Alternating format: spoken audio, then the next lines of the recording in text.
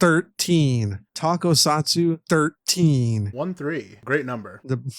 We're in the teens now. We are in the We're teens. in the teen club. Oh God, we are in the teen club. Yeah. Did you feel like, were you excited about turning 13 at all when you were a kid? Do you remember? Can't say that I was. Probably because I didn't have a bar mitzvah. That probably would have increased my hype significantly. But also, I'm not Jewish. Is that 13? I feel like that's right. What?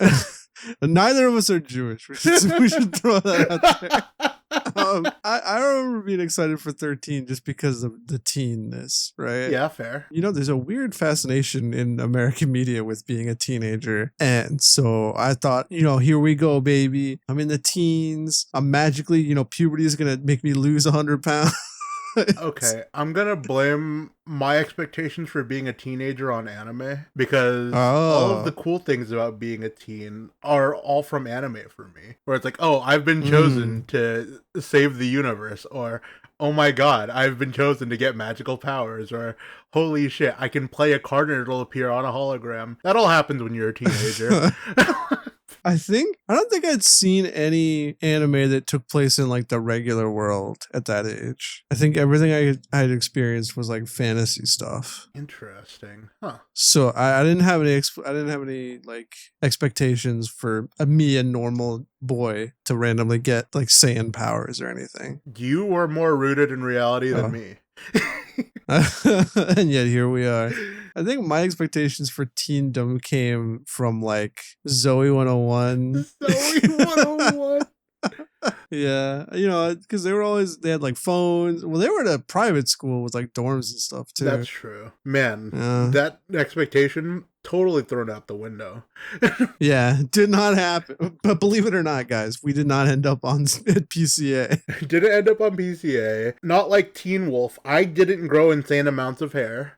I didn't watch Teen Wolf. For the best. I mean, I assume it's Werewolf Teen, yeah. Right? I watched a lot of Degrassi. Not high school experience, not like Degrassi either. I didn't become a leprechaun like in Luck of the Irish. That's very true. I didn't turn into a mermaid like the 13th year.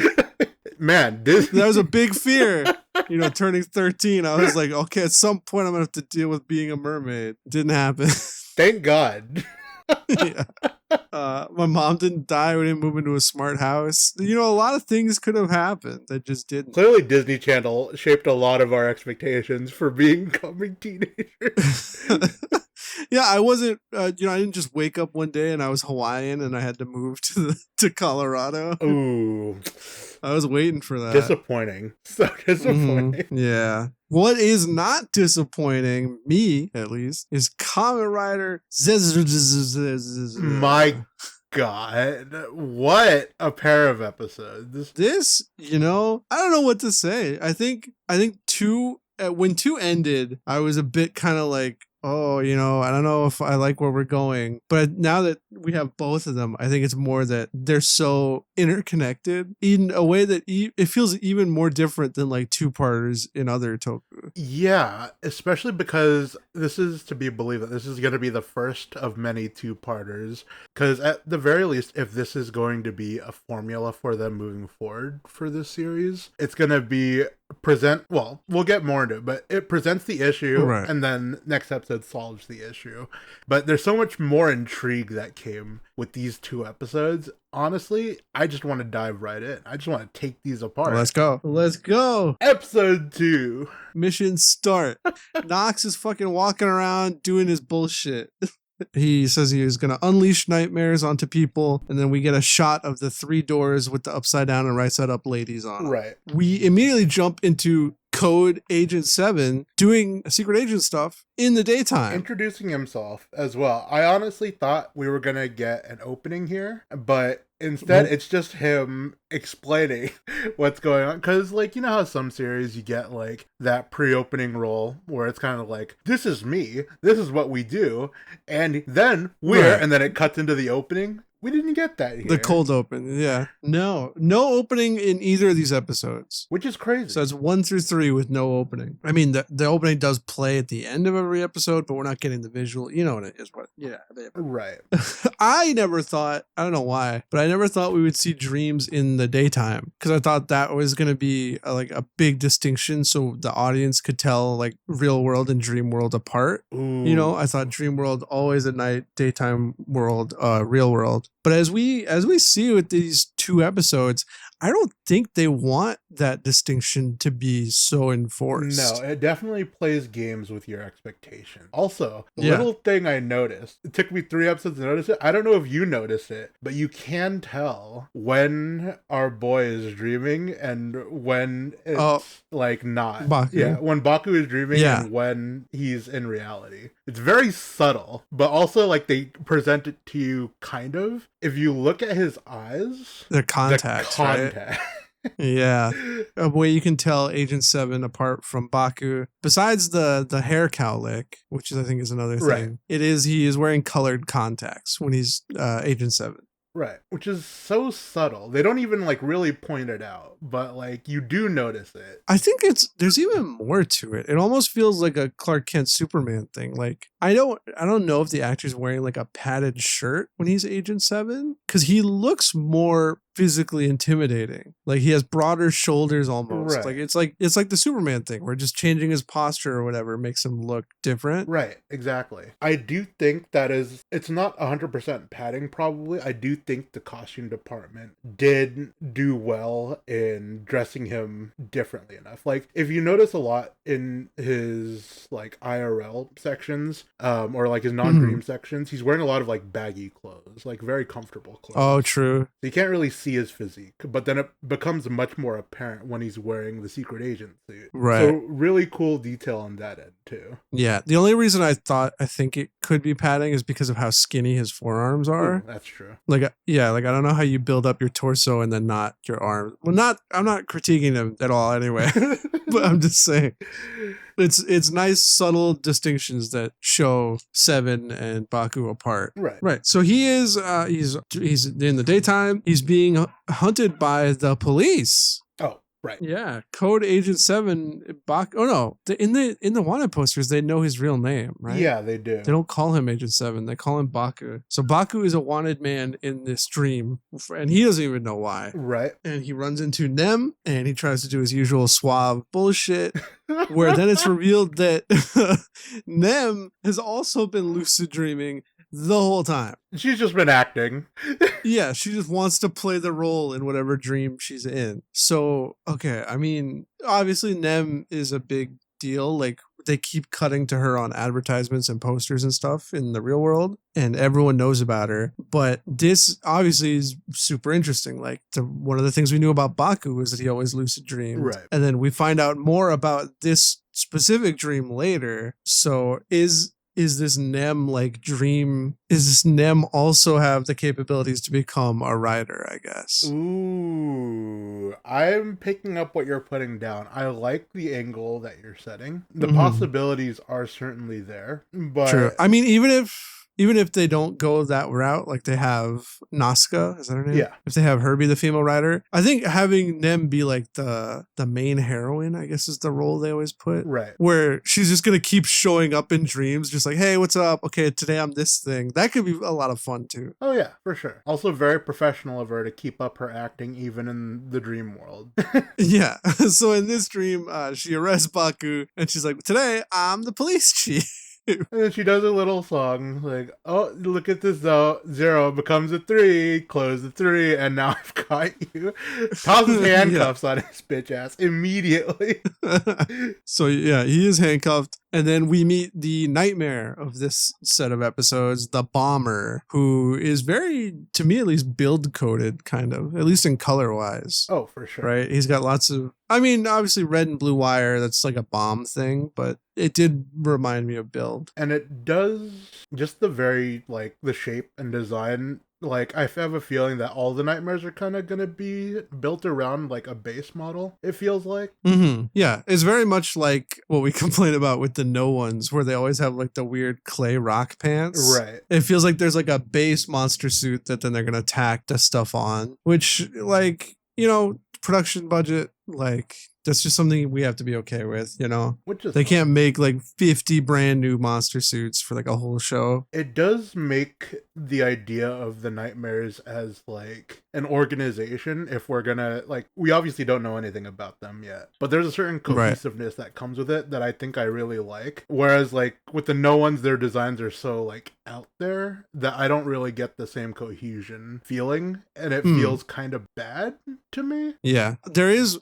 You're right. The nightmares, at least of the two that we've seen, if you put them side by side, you could be like, okay, they seem like they're from the same thing. Right. Whereas the no ones are all fucking over the place. There is one feature that both of the nightmares share that I clocked, and I'll get into later because I have a little theorem about that. Ooh. So Baku is like, a bomber, don't worry, I'm on it. And then he realizes he's handcuffed and he can't hit shit. Yeah. And he's like, will you take this off? And she's like, I'm the police chief. I can't let a criminal go. Yeah. Uh-huh. And now we see something that was weird to me. So he has the capsum in his hand, the impact capsum. Right. And as he's like running away from the bomber, he grinds it so it spins. And then he lands out. He gets knocked outside a window and lands on his arms. And they're like veiny and big, like the strength impact form. Right. And he makes like a crater. So I don't know. I didn't think that the capsums did anything on their own, but I guess they still have the powers they normally do. It's just the driver gives them the form. Yeah,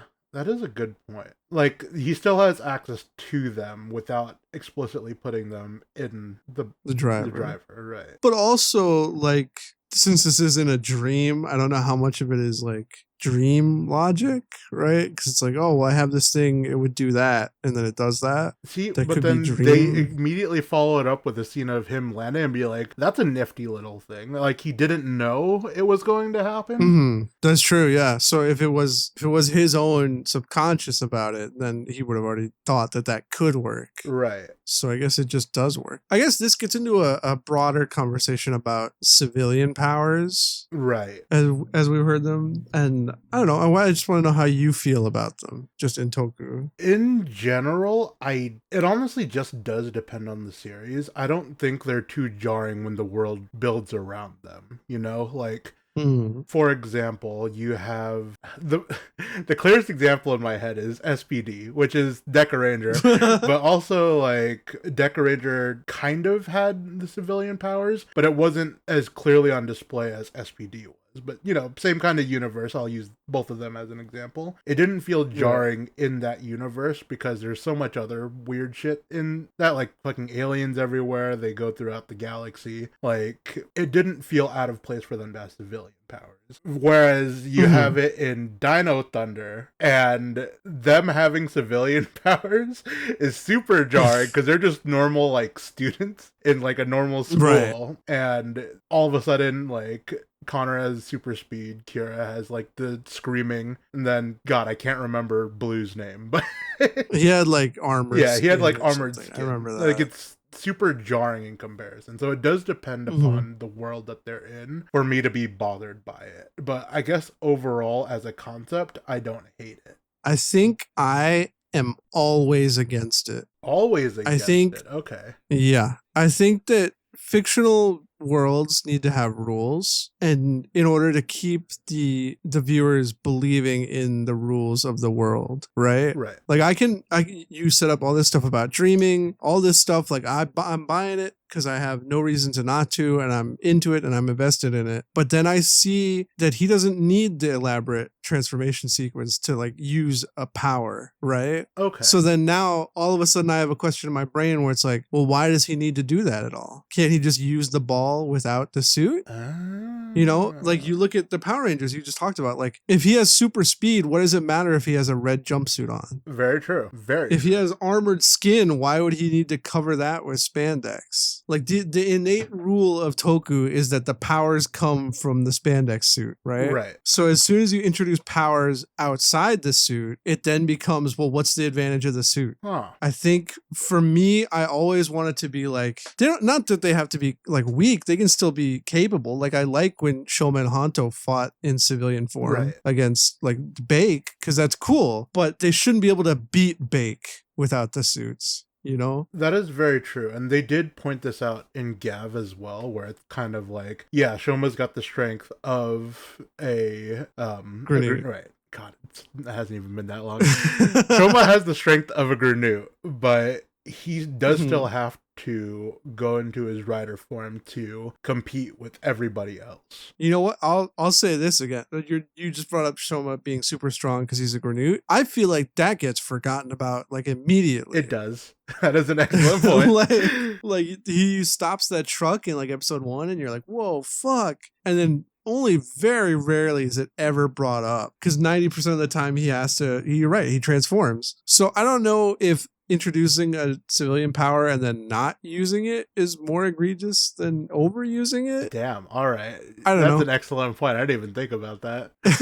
I think I just always err on the side of it just shouldn't be there. Okay, fair enough. I see where you're coming from. Counterpoint. Okay. So if having the civilian power makes having the transformation obsolete, then what then becomes the answer when the villain's power scale? Oh, I see what you mean. Yeah.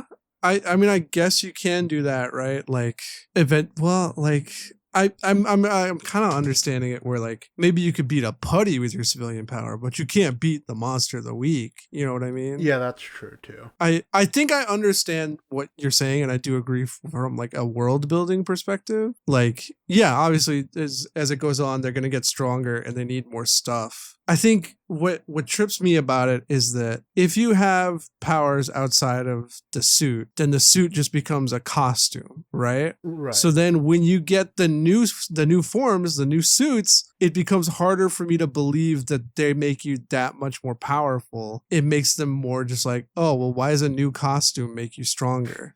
God, you saying this reminds me of Endgame Gab, and I'm getting mad again. Oh boy, amazing gum. Pour one out for the home. Oh God. Can that be like a new literary term, like a Chekhov's gun? An amazing gummy. Amazing gummy. A gun they present and it's completely useless. Yeah, anytime a fucking like anyone in Toku gets a one-off form, it's an amazing gummy. Oh God. It was God.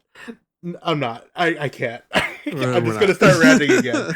But I do see where you're coming from. If he can use the capsule outside of form, what's the point of him going into form? Yeah. And it doesn't...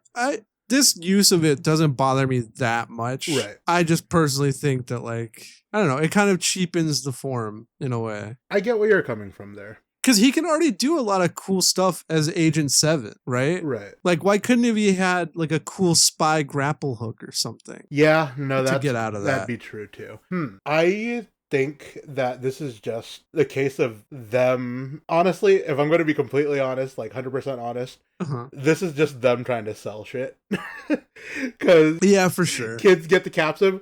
Oh, I'm gonna run that shit like up against my arm. I've got super strength now. And then they start like fighting each other. I get it from like a kid's imagination perspective. It really plays with that. Yeah, because especially if like, well, maybe your parents can't afford the driver, but you can still get the capsule from the gachapon like outside the kombini, and it's like, well, I can still play with this and like roll it, and oh, my arm's a snake now or whatever. I can see it. Yeah, so in that sense, like there's the disillusion of, yes, they're trying to sell shit. From the world building perspective, if I were to defend it from like the side of the writers, it's kind of like, now if you have like a civilian situation that doesn't call for the suit, you could just have them use the capsule for like convenience, I guess. It could be like a funny little moment. There's possibility there. I also see your point of view, though. Until I see what all the other Capsums do in tandem of him being in form or out of form, I don't think I'll put too much weight on it. Yeah. If we ever see him use the Capsum he gets this episode out of suit, it's gonna be fucking gross. I'll tell you that. No! Yeah. I'll tell you that. That's gonna be cursed as fuck. Oh god, yeah. But also, like, what he do with it, though? what he do with it? Also, I'm just realizing I don't remember where Nem goes. She's not with him as he grinds out, right? Nope, she just completely disappears. The monster does like weird Inception, like shifting the world bullshit, and she just poofs from the scene.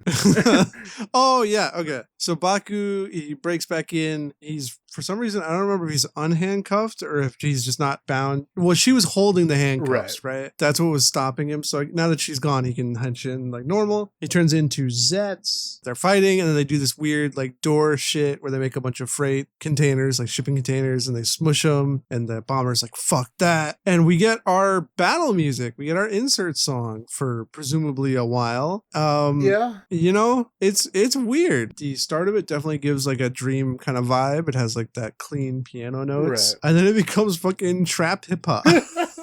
Because we did watch it together. When you pointed it out, it was a little jarring. I agree. I don't know. Maybe like if the beat wasn't as sleepy, but I know what they're going for with like a sleepy beat to make it like, because it's dreams, right? But I don't know. It just, as a battle theme, it just didn't have that much energy to it. Yeah. To me, at least. I mean, for the first battle theme of the series, I guess I'm giving it a pass. It's all right. I think once you get into like the beatier parts of it, past like the dreamy piano part, maybe if they use that first part more as a transition into the fight, it might work a little better. Yeah, I mean, as we've seen with fucking Gozyuger, like eventually they'll just cut to when the hype moment starts in the song. Very true. Like the song has a high energy moment. Eventually they'll just cut to that when the fight starts. So I don't know. I'm not too butthurt about it. But one of the things I do already miss about Gav is like the music. I feel like the fight music in Gav, it was really fun. Yeah, it was. Really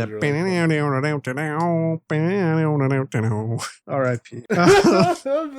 No, squandered. I can't rest in peace. Squandered. Oh, I forgot. When he first henshins, like he's doing the whole smoke form thing, he like dash teleports through the bomber and like appears behind him. That was a really cool sequence. Yeah, when he like steps behind a pole and all of a sudden he's gone. Super dream sequency. God. Yeah. Very cool. Very cool. Yeah, then we do the freight. I think this is when the freight shipping container thing happens. But either way, the bomber gets away. Yep. Crawls into a car, everything goes boom, and then he wakes up. Yeah. Oh, well, first we get a shot of one of three doors opening. Yeah. The three doors that we saw at the beginning with our main man, Knox. Indeed. The doors with the women stuck inside of them. I don't get that yet. Yeah. We'll get around to it at some point, I'm sure.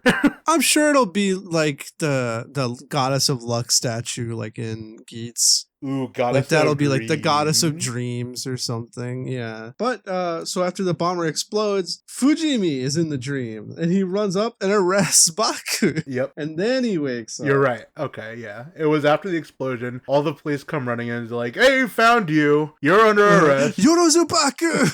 Yeah, so he wakes up and he has the driver on his chest in the daytime and he's like, "I'm gonna go see if I can transform in the daytime." And he runs out with it. Yep. Which, fair. The only thing I don't understand about this is why he needs to leave the house to do that. He probably doesn't want to alert his sister to that weird shit's going on. I mean, that didn't fucking matter to Coda, like, at all. Yeah, no, it didn't matter. That's one of my favorite Gaim episodes. Not episodes, but like just moments. Yeah, where he's just henching over and over again in his room. And she's like, "Hey, shut the fuck up." Just fucking fully armored up Gaim laying on his bed, kicking his feet. Honestly, like good. Those are Toku moments you can just show people out of context and it'll be great. Yeah, because everyone can understand it. Like, what if you're just at home chilling and your brother's in the next room going, "It's Morphin time," and then Tyrannosaurus, and you see like a flash of light just over and over again. Oh my god, you're right, 100%. So we jump back to Nazca. It's Nazca, Yep, right? Nazca. And Okay. she is walking out of the police precinct, looks to the left. She's looking for her new office after getting transferred to this department. And yeah, she walks out of the building, she looks to the left and sees a ratty old truck that has paranormal department scribbled on it. She has to convince herself that this isn't a demotion. Yeah, she's like, I'm too young. It can't be a demotion. Oh, God. So she pulls back the flaps and Fujimi is in the truck asleep and she wakes him up and he's like, I've been watching, Baku for crimes. He might have a nightmare. He's like, what are you doing? Sit down. And then she sits down and then and then he's like, get up, we're leaving. Honestly, Fujimi, Nazca dynamic, nice. I love it already. Yeah. It's a lot of fun already. And we're getting more of them, at least for the future that we see. Yes, please.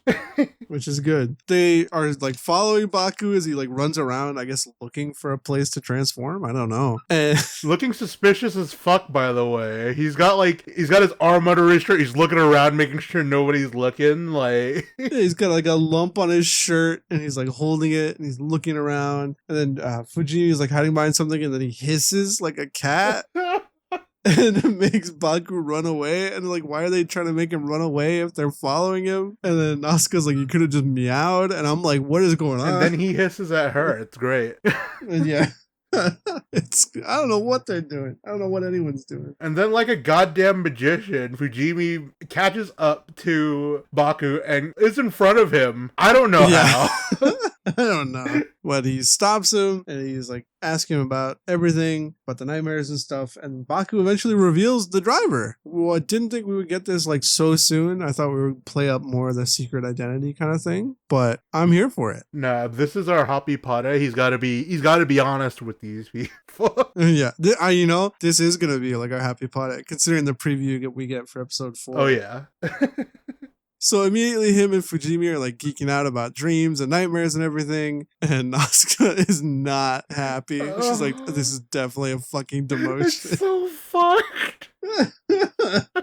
Yeah, so they take, whatchamacallit? They take him Baku back to the truck. Yep. They hand him all the case files, even though that's not legal according to Nazca. And they've got his face off on the side, and Nazca just like looks at them and immediately covers up his face on the wall. Because why would you leave that there?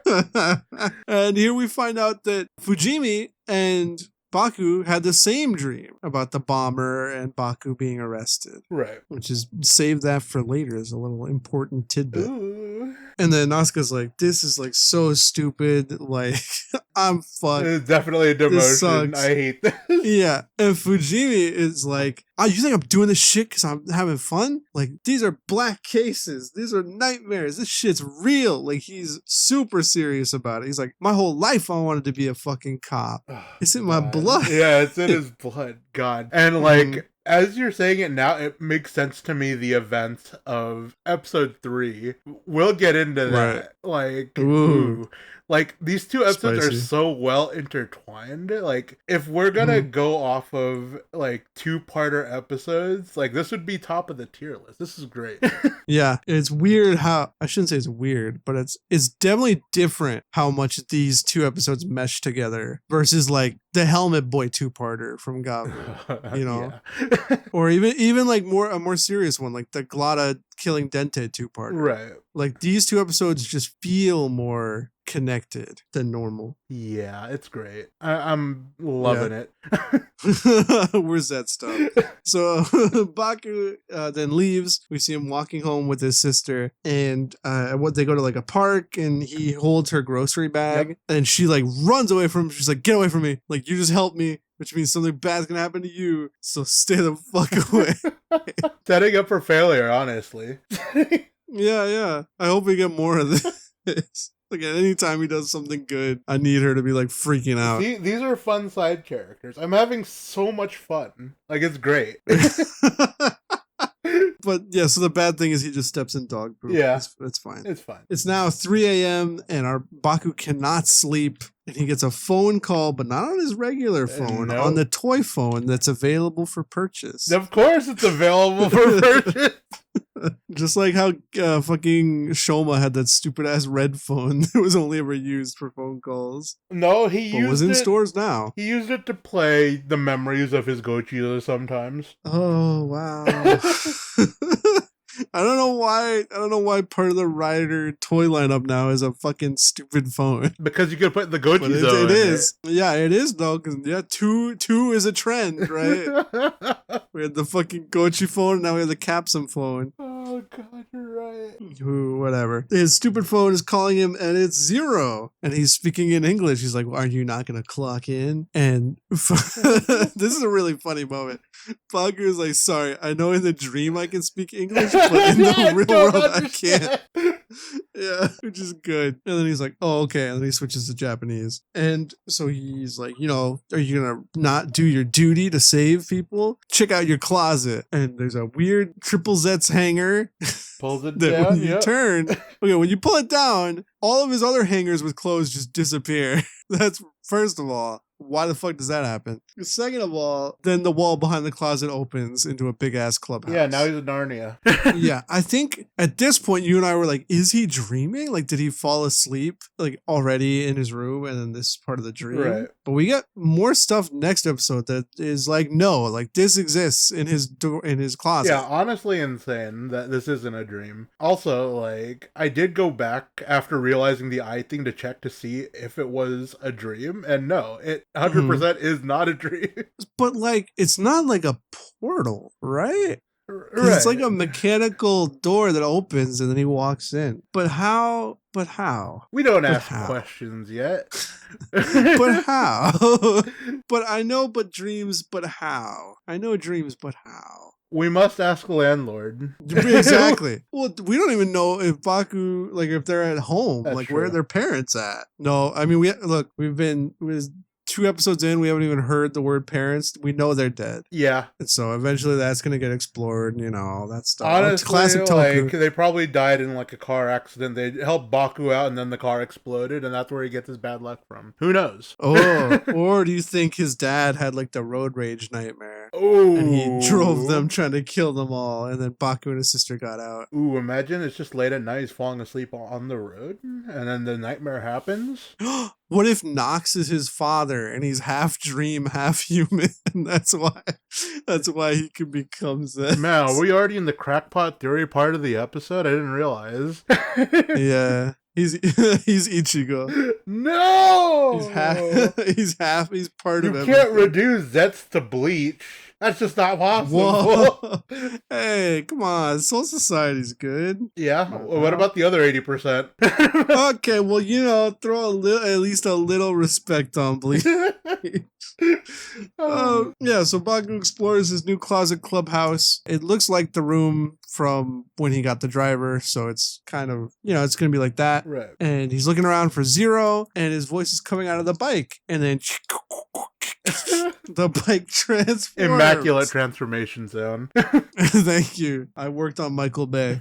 The bike transforms into a robot, and it's Zero, and he's like, Zero, you're a robot? And he's like, of course not, I'm remote controlling this robot from a secret location. Of course. But also, of course, like, Zero's design kind of looks like a nightmare. That was my point. Yeah. Okay, so one of the features that I noticed on the revolver nightmare and then the bomb nightmare is the circular eye with like the things inside of it. And what the fuck does Robo Zero have on his face? The same kind of eye, positioned the same kind of place with fucking notches inside. I'm not letting go of this fucking Zero and Nox connected thing. Man called it a week earlier. Insane. There's something fishy going on. I'm picking up what you're putting down. Yeah, even though Zero's voice is really sexy. There's something going on. Especially when he speaks English. Yeah, honestly, him speaking Japanese, like, whatever. I sleep.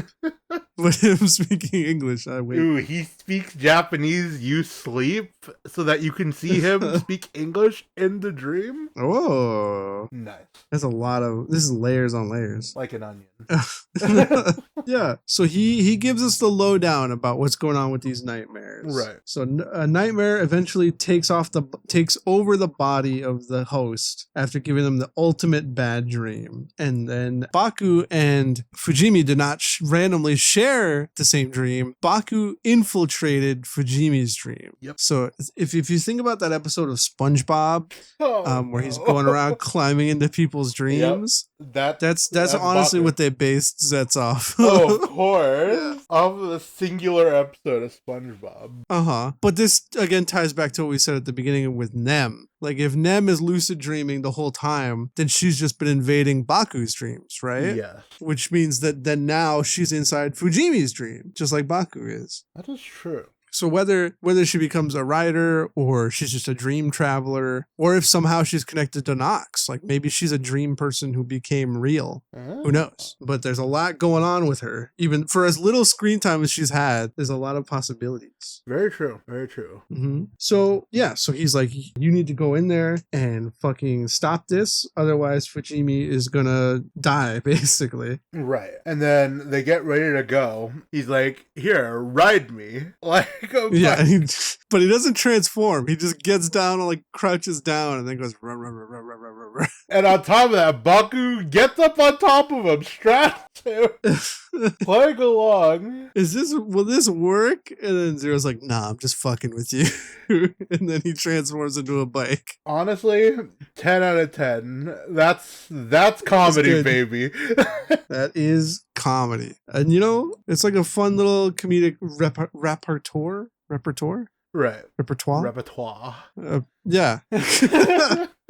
So yeah, everyone, something you see online, like chatter-wise a lot for Kamen Rider is that like, whoa, why is it even called Kamen Rider? They don't care about the bikes anymore. They don't ride bikes. Blah, blah, blah. We got a long, non-interrupted bike chase sequence this episode. We do. But also, like, is that really what people are complaining about? I actually had no idea. Yeah. I don't know if it's an actual complaint or if it's just like an ironic joke at this point. But I mean, it is kind of true. Like, we've seen bike action decrease over time to the point where for the last few seasons, the bike is just like CGI. Very true. Like how often do we see Shoma on the dirt bike mode where he was doing anything interesting? Like it's just to him to drive away. Anytime we had like a bike chase or anything, it was this fucking CGI four-wheeler Vrocon. Fuck. Geets. How often do we even see Geets on the bike before it turned into the Fox mode? Fuck.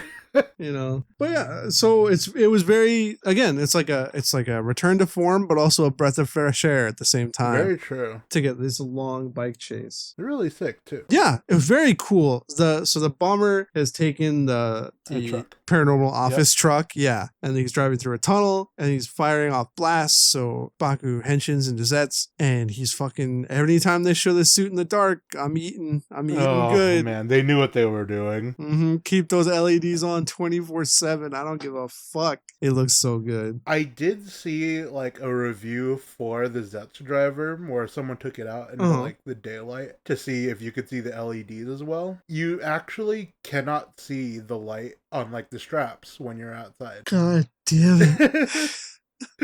Well, now I'm waiting for the Memorial Edition. Yeah, you gotta wait for those high quality LEDs. Because I mean, to be honest, like the Zeztz driver is just it's just a ball socket with the trigger on it. Whoa, yeah, but like no need to point it out so blatantly. But I mean, if the coolest thing about it is the LED, well, I guess. But how often are you gonna have the LEDs on if you just have it displayed? Right. That is very true. It is a more dynamic driver in that, like, you probably will see more of it if you're wearing it. Like, you get what I'm saying? Because with belts, you're not really looking at people's crotches all the time. Hopefully. I hope you're not looking at people's crotches all the time. But, like, it's...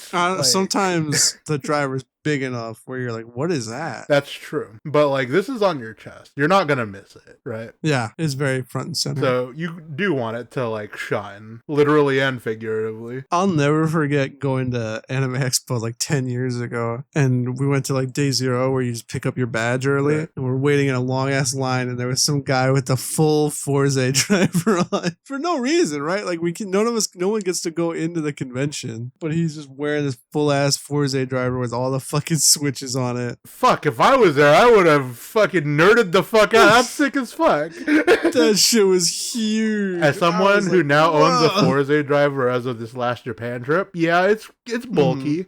It's fucking huge. It looks like it's almost like the piano keyboards that people have strapped to their waist, you know, like hanging around their neck. I was wouldn't like, go that Jesus. far. It's not that bad. It was big, and he was a big boy. I remember. Damn. It was like pointed down because it's the way. Anyway.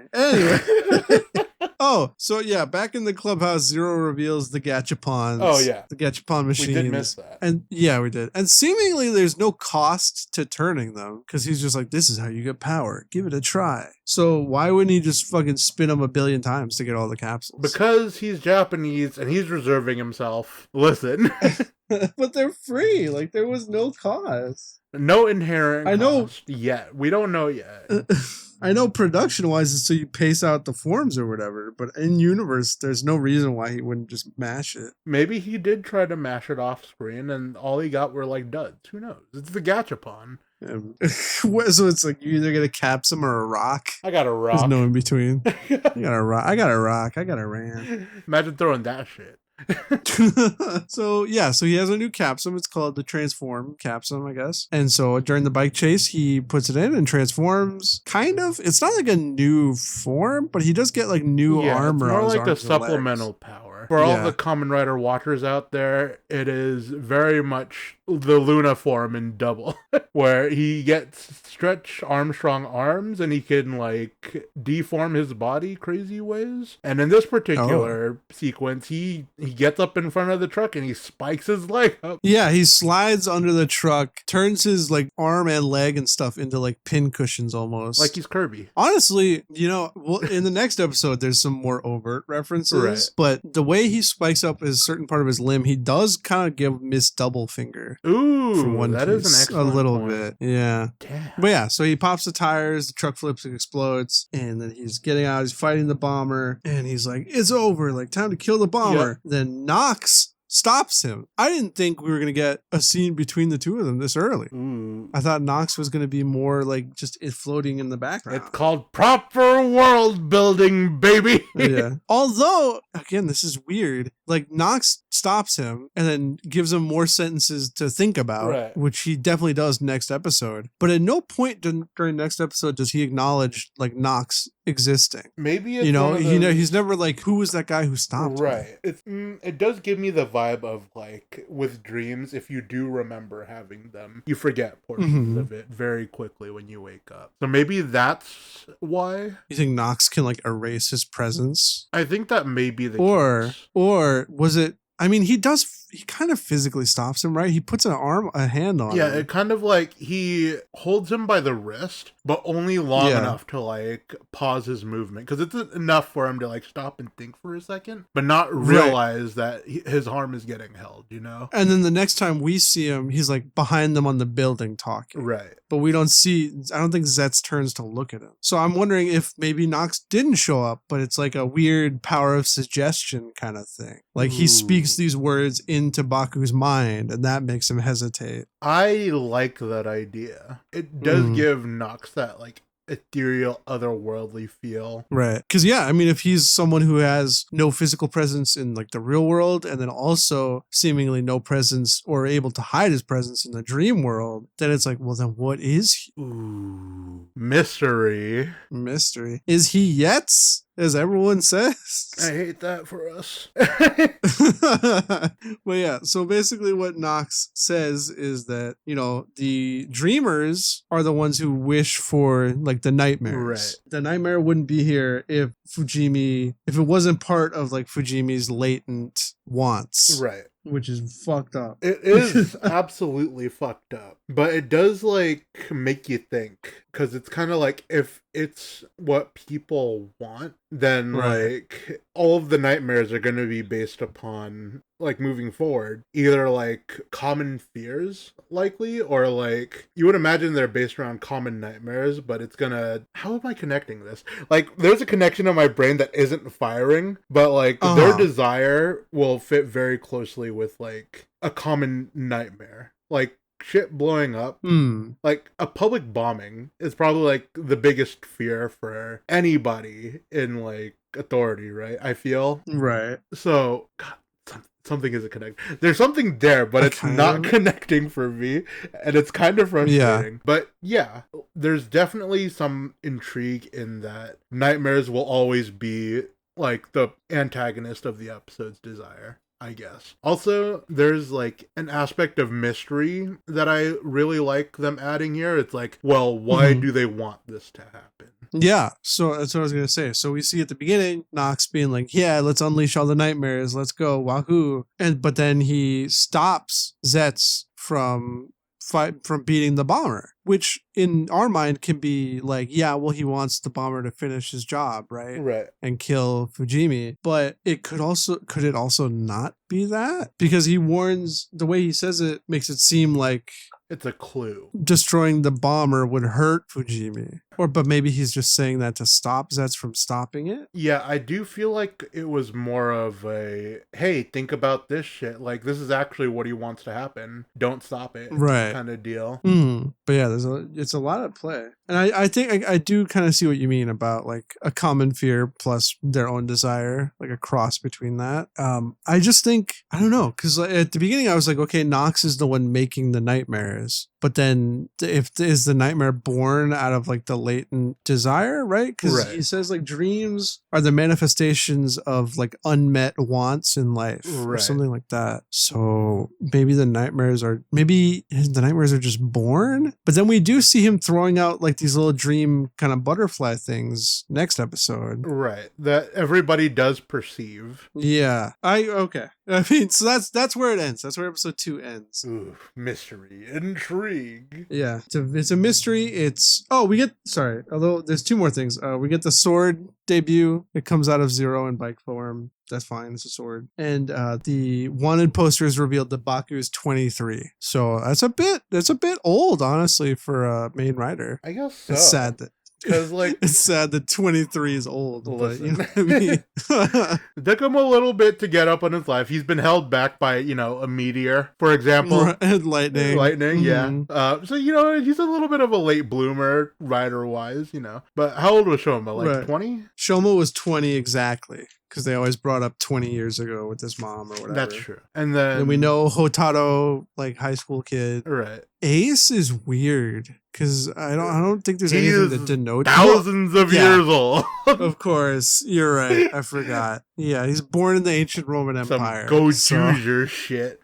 Yeah, make of that what you will. Iki is what, like 21 maybe? Yeah, he's in his early 20s for sure. Probably 21. Yeah.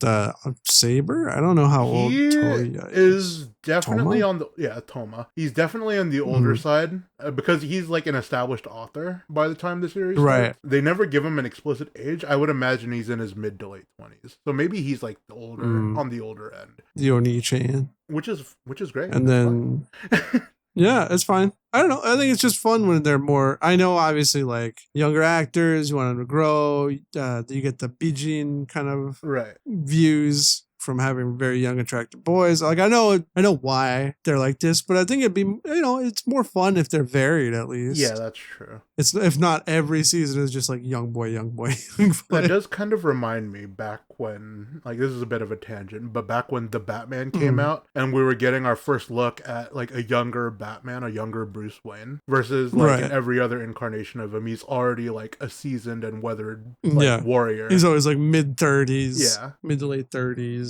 Fucking graying hair sometimes. Yeah. So it gives that same kind of intrigue where it's like you get a younger superhero, like they're learning how to use their powers. You're growing with them. Well, I guess like our age, you're growing with them, or you're watching them grow. Yeah. Because the kids would be, man, it's crazy. Like the target demographic sees this, and they're like, whoa, 23 is so old. Fuck.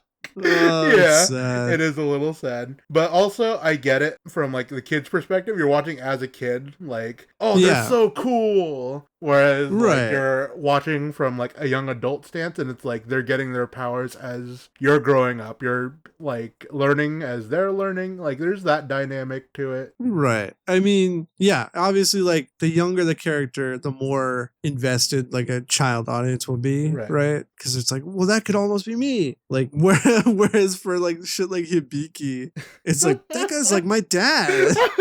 Yeah, that's true. So, like, I get it. I get it. And, you know, I mean, thinking about it, I think they've always been young, the main writer at least. Yeah. Except for Hibiki. Yeah, except for Hibiki. So, yeah, it's not a problem. I just thought, like, oh, 23 is a bit older than normally, you know? Yeah, that's true. Also, I'm thinking about other main writers where they're not necessarily young. And, like, okay, so in the example of Ace from Geats. Right.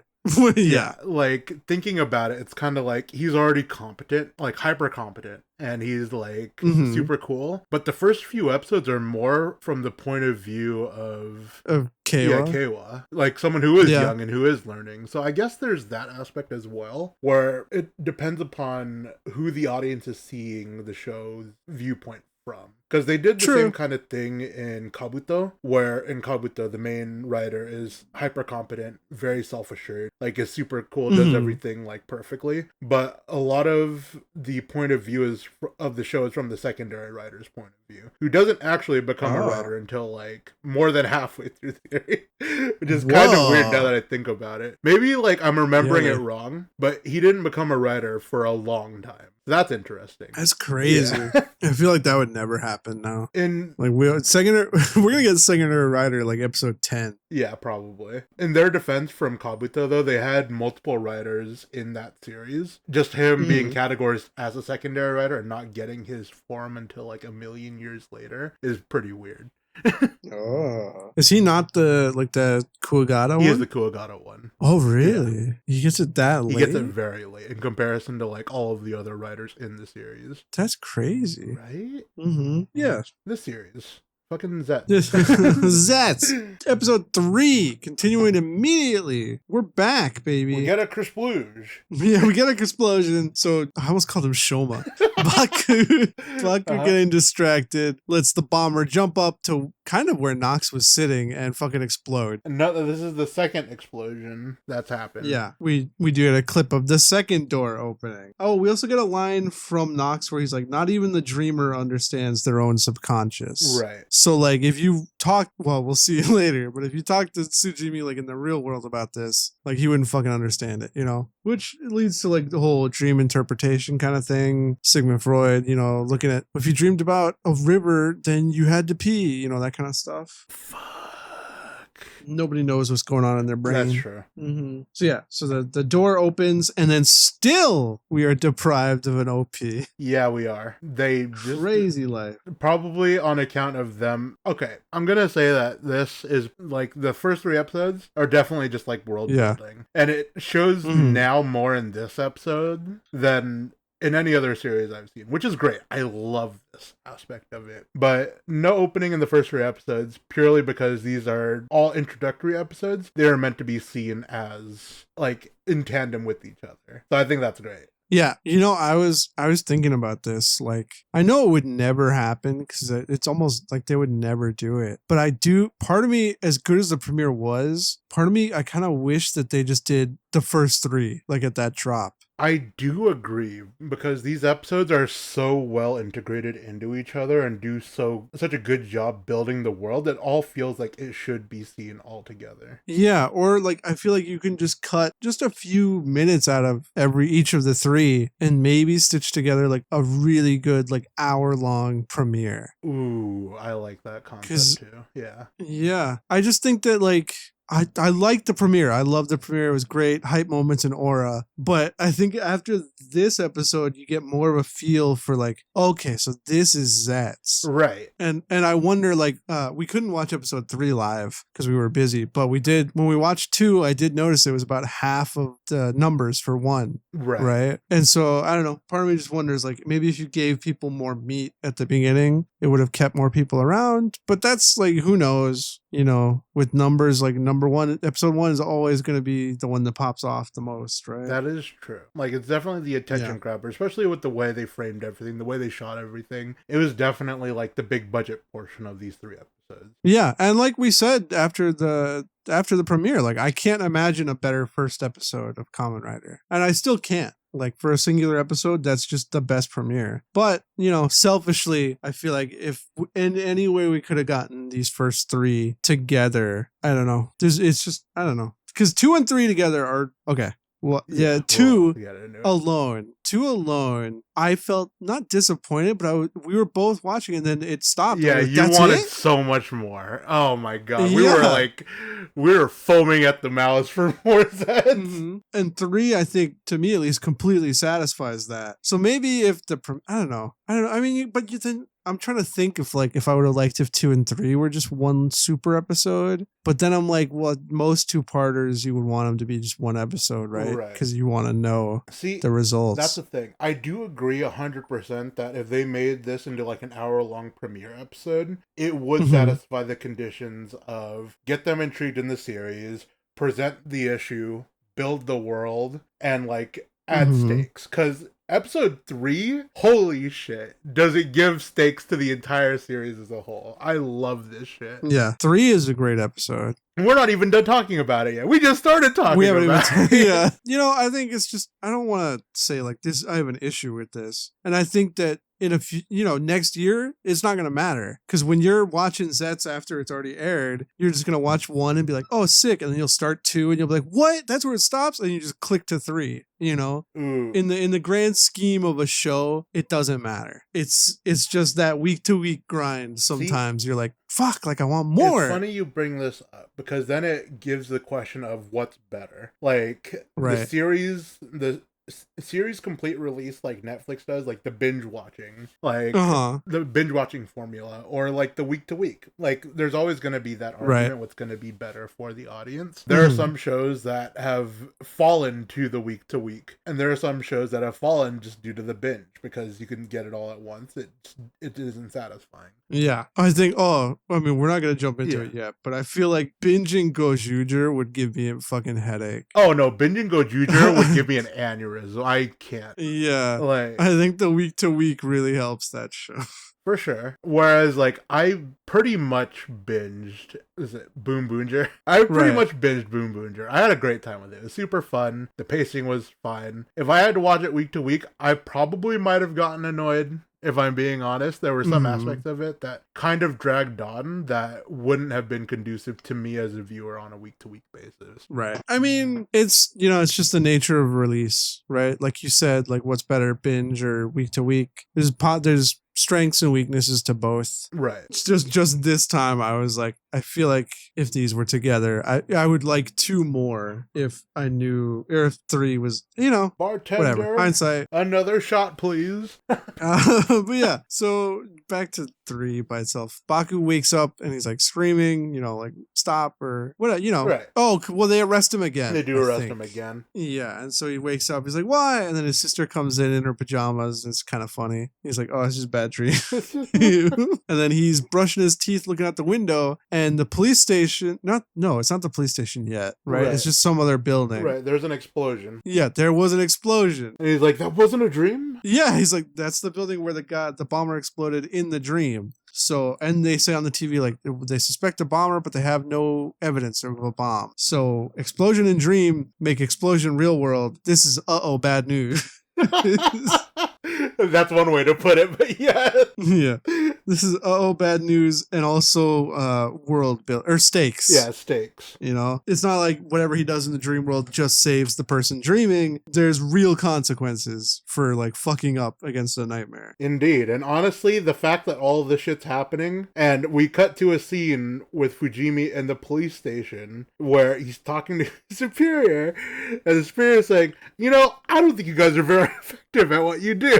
Oh, before that, there's a little moment where Baku goes to talk to Zero. Oh, you're right. About the building exploding in real life. And we essentially just get that nightmares turn bad dreams into reality. Right. And you need to find the doors to the subconscious that everyone has. So that's like his new updated mission. Now, why the fuck Zero didn't say, hey, look for the doors last time? Who knows? Who knows? Listen, you're ruining my suspension of disbelief here. But like, yeah, I'm just kind of an important detail. Like, I agree. Maybe it doesn't matter. Like, if you can stop him before the second door opens, like maybe I'll give him that kind of credit. Fair, but also like he's the bike. He's with him the whole time. He is. He could have said be something at any point. Like, hey, look for the door. Like, hey, I know we've been chasing this dude. Like, there's something else we got to do. I swear. Like, trust me. Whatever. You know, what would Toku be without dog shit mentor characters? Listen, we can't make that judgment yet. We're only 3 episodes in. He's cool. He's cooler than most of them. I'll give him that. He's funnier than most of them, for sure. Yeah. Oh, but yeah, then you're right. Then we go to the police department where Fujimi learns that his whole department is being shut down. Yeah. All because, like, hey, like, you sound kind of crazy right now. You're talking about a lot of shit that doesn't make sense. And I get it from, like, they also mentioned, like, you're wasting our taxpayer money. That's fucking funny. They pointed that out. And I'm like, holy shit. Like, this is real, but also, like, fucked up. But, like, imagine if your fucking police department was spending $300 million on paranormal research. See, like, and I never get it. Turning in any results. Like, we're definitely old enough to understand that. Yeah, why would we be wasting our tax money on this?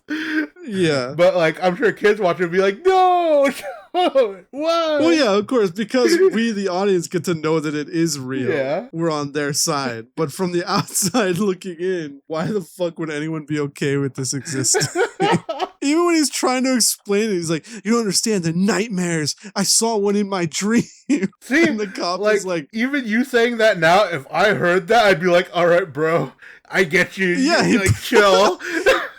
He puts the fucking, like, the leave notice on top of his paperwork. And he's like, bro, why don't you take some, like, time off a little bit? See, now this is good writing. It's realistic. I could believe this scene happens in real life. I do. Okay, so one trope that I don't like a lot is when, like, a character says something that is true and then, like, nobody believes them or whatever. Right. Until it's proved at the end that, oh, they were telling the truth, whatever. Blah, blah. Right. That always pisses me off when because there's no reason for it. Like, I'm not talking about, like, Boy Who Cried Wolf. Right. But, like, so they see something and they run around telling people about it and no one believes them because they don't have proof. Right. That annoys me. But I do really like the trope of, I've seen this thing and I know it's true, but it sounds fucking insane, so nobody believes me. That I do like. Like, I like how in to him, like, to his credit, he's doing good police work. Right. But it's so stupid sounding that no one believes him. Because why would it's you? Good. It's so good. To be fair, he must have picked the denotion nightmare. Right? Yeah. Because even though Nox says nightmares, there's no way Fujimi knows that. Yeah. He could have called them, like, unidentified, dark, mind-altering beasts or, like, U-Babs or something. You know? Calling them nightmares is not a good look for being taken seriously. If he picked something that sounded scientific. Yeah. Maybe he could have got more people to buy it. Oh, but, God. Yeah. So good. So they're shut down, and then Baku goes to the police place to talk to Fujimi, and the front guard is like, oh yeah, they shut that shit down, like, right now. Yeah. And then Baku's like, do you have any way I can contact him? He's like, no, that's illegal. Yeah, that's illegal. Like, honestly, reasonable. Yeah. But what I don't get is they took Baku to the truck last episode. Yeah, truck's gone now. So how would he not know how to get to the truck? Because we see the truck, and, like, unless he moved it, presumably it would still be there. I mean, okay, it was moved in the dream as well. Oh. Maybe the truck also blew up. No, because we... Oh, wait, yeah. No, wait. Wait. We see the truck in the dream. No, it is in the dream. Oh my God, you're blowing my mind right now. Wait, I'm blowing my own mind. No, because we see it in the real world again too. I'm trying to remember when. We'll get to it. I'm sure. We'll get to it. I'm pretty sure we see the truck in the real world. Yeah, because I do remember seeing it in the dream. No. He's sleeping in the truck, right? In the real world, yeah. Okay, so it didn't explode. Okay. No. So it exists in both worlds still. Yeah. So after Baku can't find Fujimi, he goes home and tries to make himself fall asleep at 4:30 in the afternoon. Which, doesn't happen. As you do. It does happen. It does? Oh god, it does. It works. He falls asleep. You're right. So Dream Baku or Agent 7, he finds Dream Fujimi and he's like trying to grab him and like tell him like what's going on, like tell me about the bomber, like why is this going on, why do you want this? It's like where's your subconscious mind room? Yeah. Dream Fujimi obviously has no fucking clue what's going on, but he's like, but you're the criminal, I'm arresting you. So Baku gets put in like a big jail cell. Oh, and this is a really cool scene as well where it happens where he pushes him off the wall and then they appear like in the cell room and he pushes him into the cell. Like it goes from one cut to another, which is very dream sequency. God, it was really good. It was like a really great cut. I'm loving the visuals in Zeztz. Right? Just every episode. God. They picked a great theme to do all this with. I was a little skeptical when I heard about Zeztz doing dream things. I'm invested now. I think it's one of those things where like when I heard it, I was like, is there not a Kamen Rider that does that already? And then I was like, I looked and I was like, oh, it's kind of weird that it's taken this long. Yeah. You know what I mean? I guess so, like even just like if it was shittier, like in the Showa era or something, I figured because, hopes and dreams or like the idea of dreams is like another dimension is just all over like fiction and stuff. I guess so, yeah. So it feels weird to me that we fucking went to snack foods before dreams. I will say Reiwa feels more fantastical than like Heisei. Right. Heisei was definitely more rooted in science. I feel like thinking about it, there were definitely more scientific themes or like scientific enemies. It didn't feel fantastical. I'm trying to think. So Kuga, they're like ancient beings and like ancient technology. Right. Agito, there's a man-made rider, but that's all I know about it. Right. I don't actually know too much before Blade. I don't really think. I can't really think of too much before Blade. Huh. Ryuki is a science experiment gone wrong, basically. What's next? Phys, I know, has to do with technology, right? Because I don't know shit about Blade. Is Blade science or magic? It's more science stuff, yeah.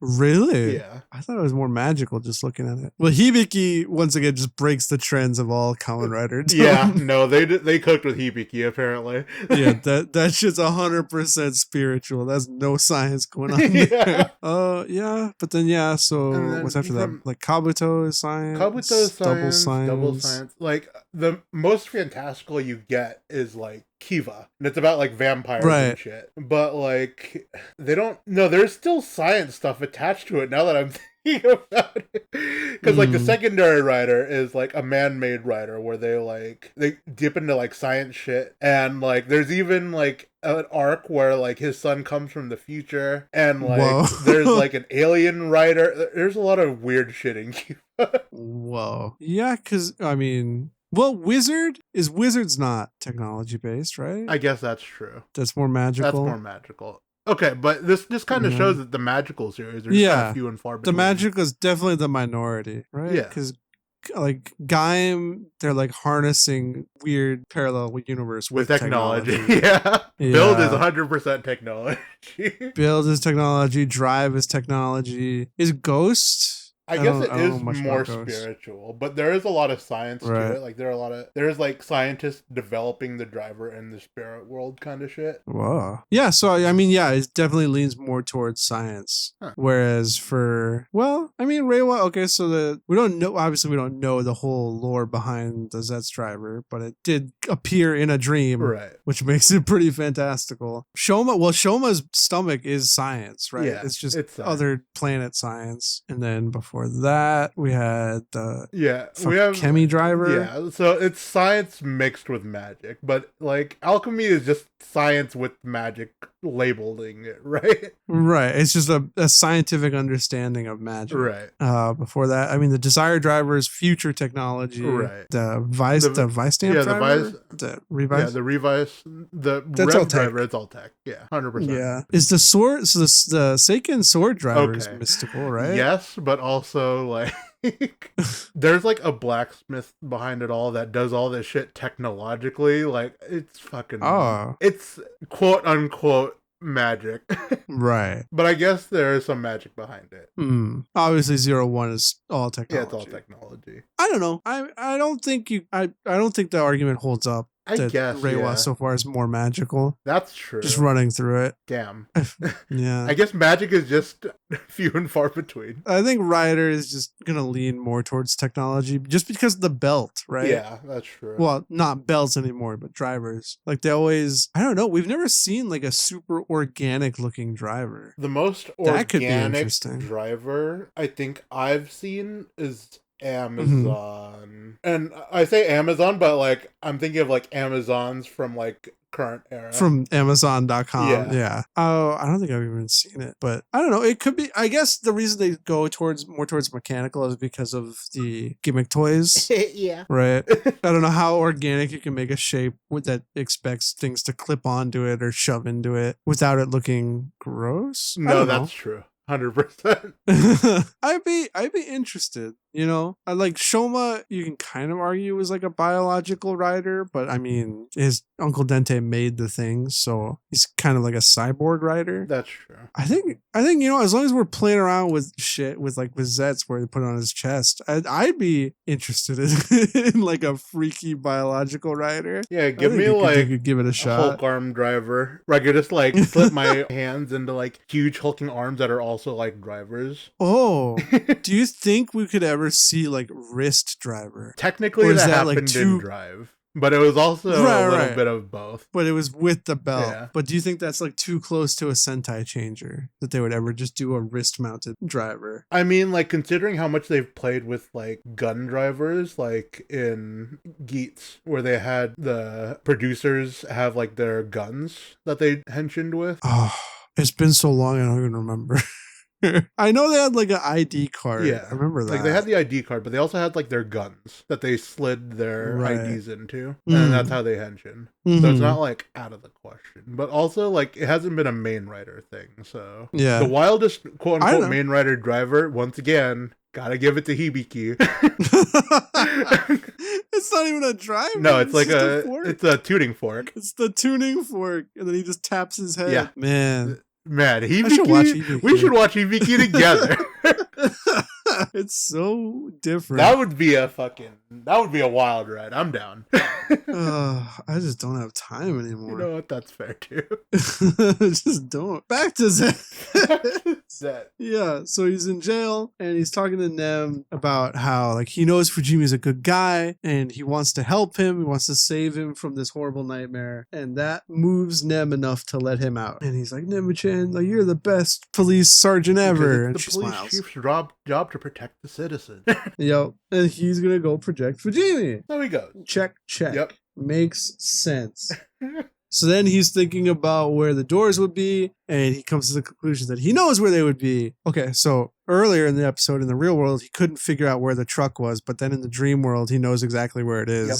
So I guess I'm leaning more towards Fujimi, like, moved the truck then? Yeah, that's likely. Must be. So he goes to the dream world, he gets in the truck, there's a bunch of, like, chain tripwires, and behind them, the doors. And he just kind of, like, walks up to them. He sees two of the doors are open. He looks inside. There are, like, fires from the explosions, you know? Yeah, but he peeks through the keyhole of the one closed door. And then he gasps. Yeah, he gasps, but then he doesn't really mention what he saw. Right. I think it's inferred later on that what he saw is the destruction of the police. Right. Because that's what the bomber says is the bad dream. But, you know, who knows? That's Fujimi's subconscious. Like, it could be anything in there. Indeed. It could be inflation born. Please, no. Let's not get into that. Let's continue talking about Zeztz. Baku runs out of the truck. And he gets to the police station where he finds our boy Fujimi. Yeah, he finds the bomber who blows up the police station. This happens in the real world immediately. So earlier there was a kind of, at least I had a question of like, well, is it delayed? Because like it's exploded when he wakes up, so we don't know like how much time passed. Right. But this shows it's 1-to-1. Like Nazca sees the building explode in the real world and is like, what's going on? Yep. And I think he's trying to shake Fujimi because he's like, he encounters Fujimi. Hey, like, why do you want to destroy the police? Like, he's questioning him. And then he turns to the station and he's like, where are you, Nightmare? Like, he's trying to find the Nightmare. And Nightmare just casually in the office be like, well, time to do my thing. Right. Then he explodes. And then, then he explodes, and then we see door 3 open, and Fujimi, like a zombie, or Dream Fujimi, I should say, like a zombie, is walking towards the bomber, and then the bomber turns into a door. And Fujimi gets into the bomb. Opens himself. Yeah, and Fujimi walks in, and then the dream, like, ends. Like, it just, like, sucks away into black. Because, I mean... Yep, end of the world. Yeah, I mean, this is, like, crazy. Okay, so, like, the guy in the real world is dreaming all this, and he's evading the dream. So then the dream version of the guy who's dreaming it gets absorbed into the nightmare. So then the subconscious ceases to exist. So then the dream ends. Man, that was a string of words. It's like, it's like word salad. So, yeah, so because Baku is inside Fujimi's dream, he's kicked out because the dream is over. And then that's when Nox shows. So, there's a lot. Yeah, there's a lot that So happens. Fujimi wakes up in the truck, a real world Fujimi, and then he turns into the bomber in real world. Yep. So the nightmare is in the real world. Now this makes the sky fucking turn the dream color, the moon become the dream moon, and everyone in Tokyo sees this. They're all freaked out. We get a lot of shots of civilians like looking around, taking videos and pictures, being like, Nani, like what's going on? And then we see Nox, who's like, oh, now the world can end. Which is crazy to do in episode 3 of a series. Episode 3. We get to see what happens when the protagonist fails. And this is the importance of world building and presenting stakes to your audience. Yeah, immediately there's like huge stakes to every interaction now. Right. So now we know why Baku has to stop every nightmare from getting out, because it's literally a world-ending situation. Right. So we see Nox talking about the end of the world, and he unleashes a bunch of like the dream butterflies, kind of like what Baku turned the first nightmare into after the rider kick. Right. And so he's unleashing them all, which I presume them to be nightmares. Like to me at this point, like Nox is like, let's spread nightmares. Then they're the butterflies. When Baku beat a nightmare, it became a butterfly. So to me, that's like, okay, right? Yeah, and then there is like a little thing they show, like some lady's eyes. I think it's Nemu, but they never say who it is. It doesn't really show who. But you could see her eyes, and then you could see like her eyes go purple for a bit, kind of like one of the butterflies invaded her body. Right. Based upon the next episode preview, I think she's the next person. Target. Yeah. It very much. Yeah. But yeah, so I'm guessing the stages of nightmare evolution are Nox makes a butterfly goes inside someone, eventually that becomes the nightmare, and then when Baku beats it returns to a butterfly, and then maybe he goes back to Nox. Like, who knows? Maybe he's a bunch of butterflies in a trench coat. Oh, God.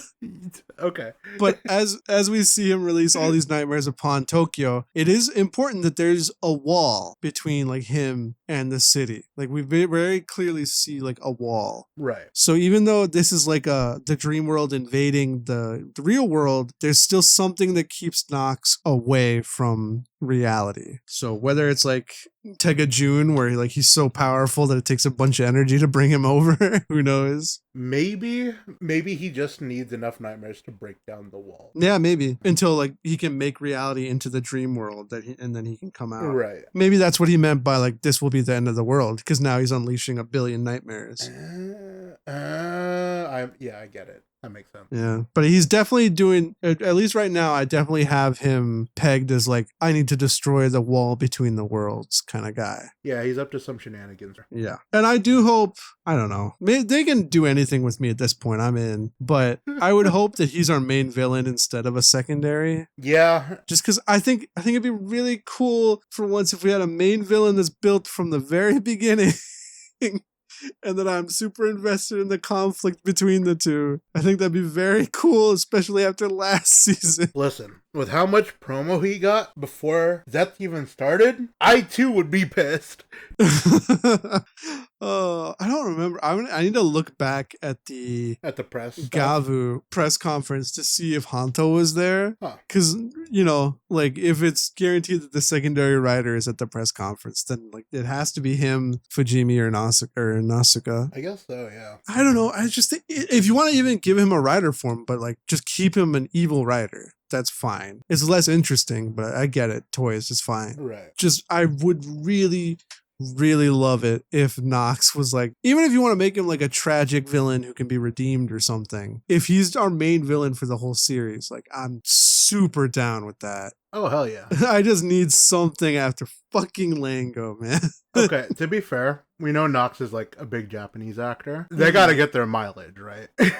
Yeah. I mean, if you're gonna get someone who's already established, are they gonna take like the secondary writer role, or are they gonna take the main villain role? Gotta be the main villain role, because I feel like a lot of writer roles are for like those up and comers, Yeah, I don't know. I mean, even if he's like the secondary writer to appear, if he's still like an evil writer, then I'd prefer that. That is true. Being the secondary, because I have seen leaks of a writer form. Yamero! And I don't know if it's Yetz or if it's like a Nox form, or if those are the same thing. But I hope that they're not. Fingers crossed. Well, because even then, like Nox is like trapped in Dream World. So unless they do some kind of reveal where that can end, then he'll never interact with like the rest of the cast, really. Right. So I don't know. My hope for Nox is that he is our main villain, and he's really, because he's already intriguing and compelling and interesting. Right. And I know that it's a big ask to keep that going for like 50 episodes, but you can do it. Have faith. Yeah, that's all we have at this point. Yeah. So we're in the real world. It's getting fucked up now. And then Baku wakes up from his bed. He's in the middle of the goddamn street. He's like, how the fuck did I get here? I was at home. Oh, yeah. And then Zero's like, I drove you here while you were asleep because this is really fucking important. How did he get a bike? How did he get a bed on a bike? How did you do that, Zero? We don't ask these questions. Zero is the hyper competent boss that can do whatever the fuck he wants. And he don't need no man. He don't need no man. Yeah, so Baku tries to fight the bomber, but he's not Agent 7. Like, he's Baku.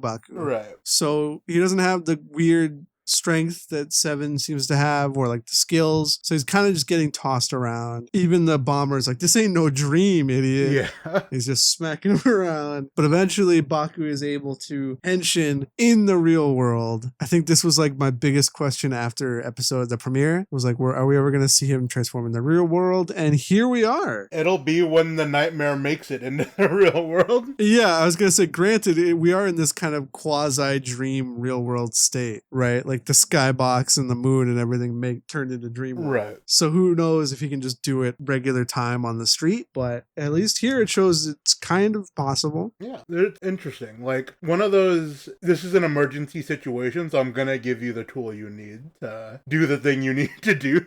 Kind of deal. Right. Oh, he does. The bomber does flash Fujimi inside of himself. Again, kind of like Gozyuger. Oh, yeah. Yeah, so he lets him know like he's in there, and then before he henshins, the bomber says he has to blow up Fujimi to complete the bad dream, which is it's just another step. Like part of me at this point, honestly, I was like, no way, like they're killing Fujimi, because I was like, it's not unrealistic to introduce a character, make you like them, and then kill them off for effect, right? Yeah, and I hate the writers that do that because it hurts so much. Right, but we're talking about them like establishing the stakes, right? And so it's like, here's what happens if you fail. The guy you liked is dead. No, like that's crazy levels of stakes. That's true. That was like, I was like, I cannot believe they would put that in Tokusatsu. So then him adding this further final step, I was like, okay, Fujimi's gonna live. Yeah, fair point. I'm not complaining, but it does feel a bit like, okay, you just tacked that on, so yeah, so that this isn't as bad. You give a little reassurance for the audience, Yeah. I'll eat it. So we get a sick fucking LED night fight, street fight, baby. Oh, God, yeah. I'll say, man, like, if the Zeztz suit, I'm kind of like, it's cool, but you light that bitch up, I'm like, it's the best suit I've ever seen in my life. Only use it in the dark.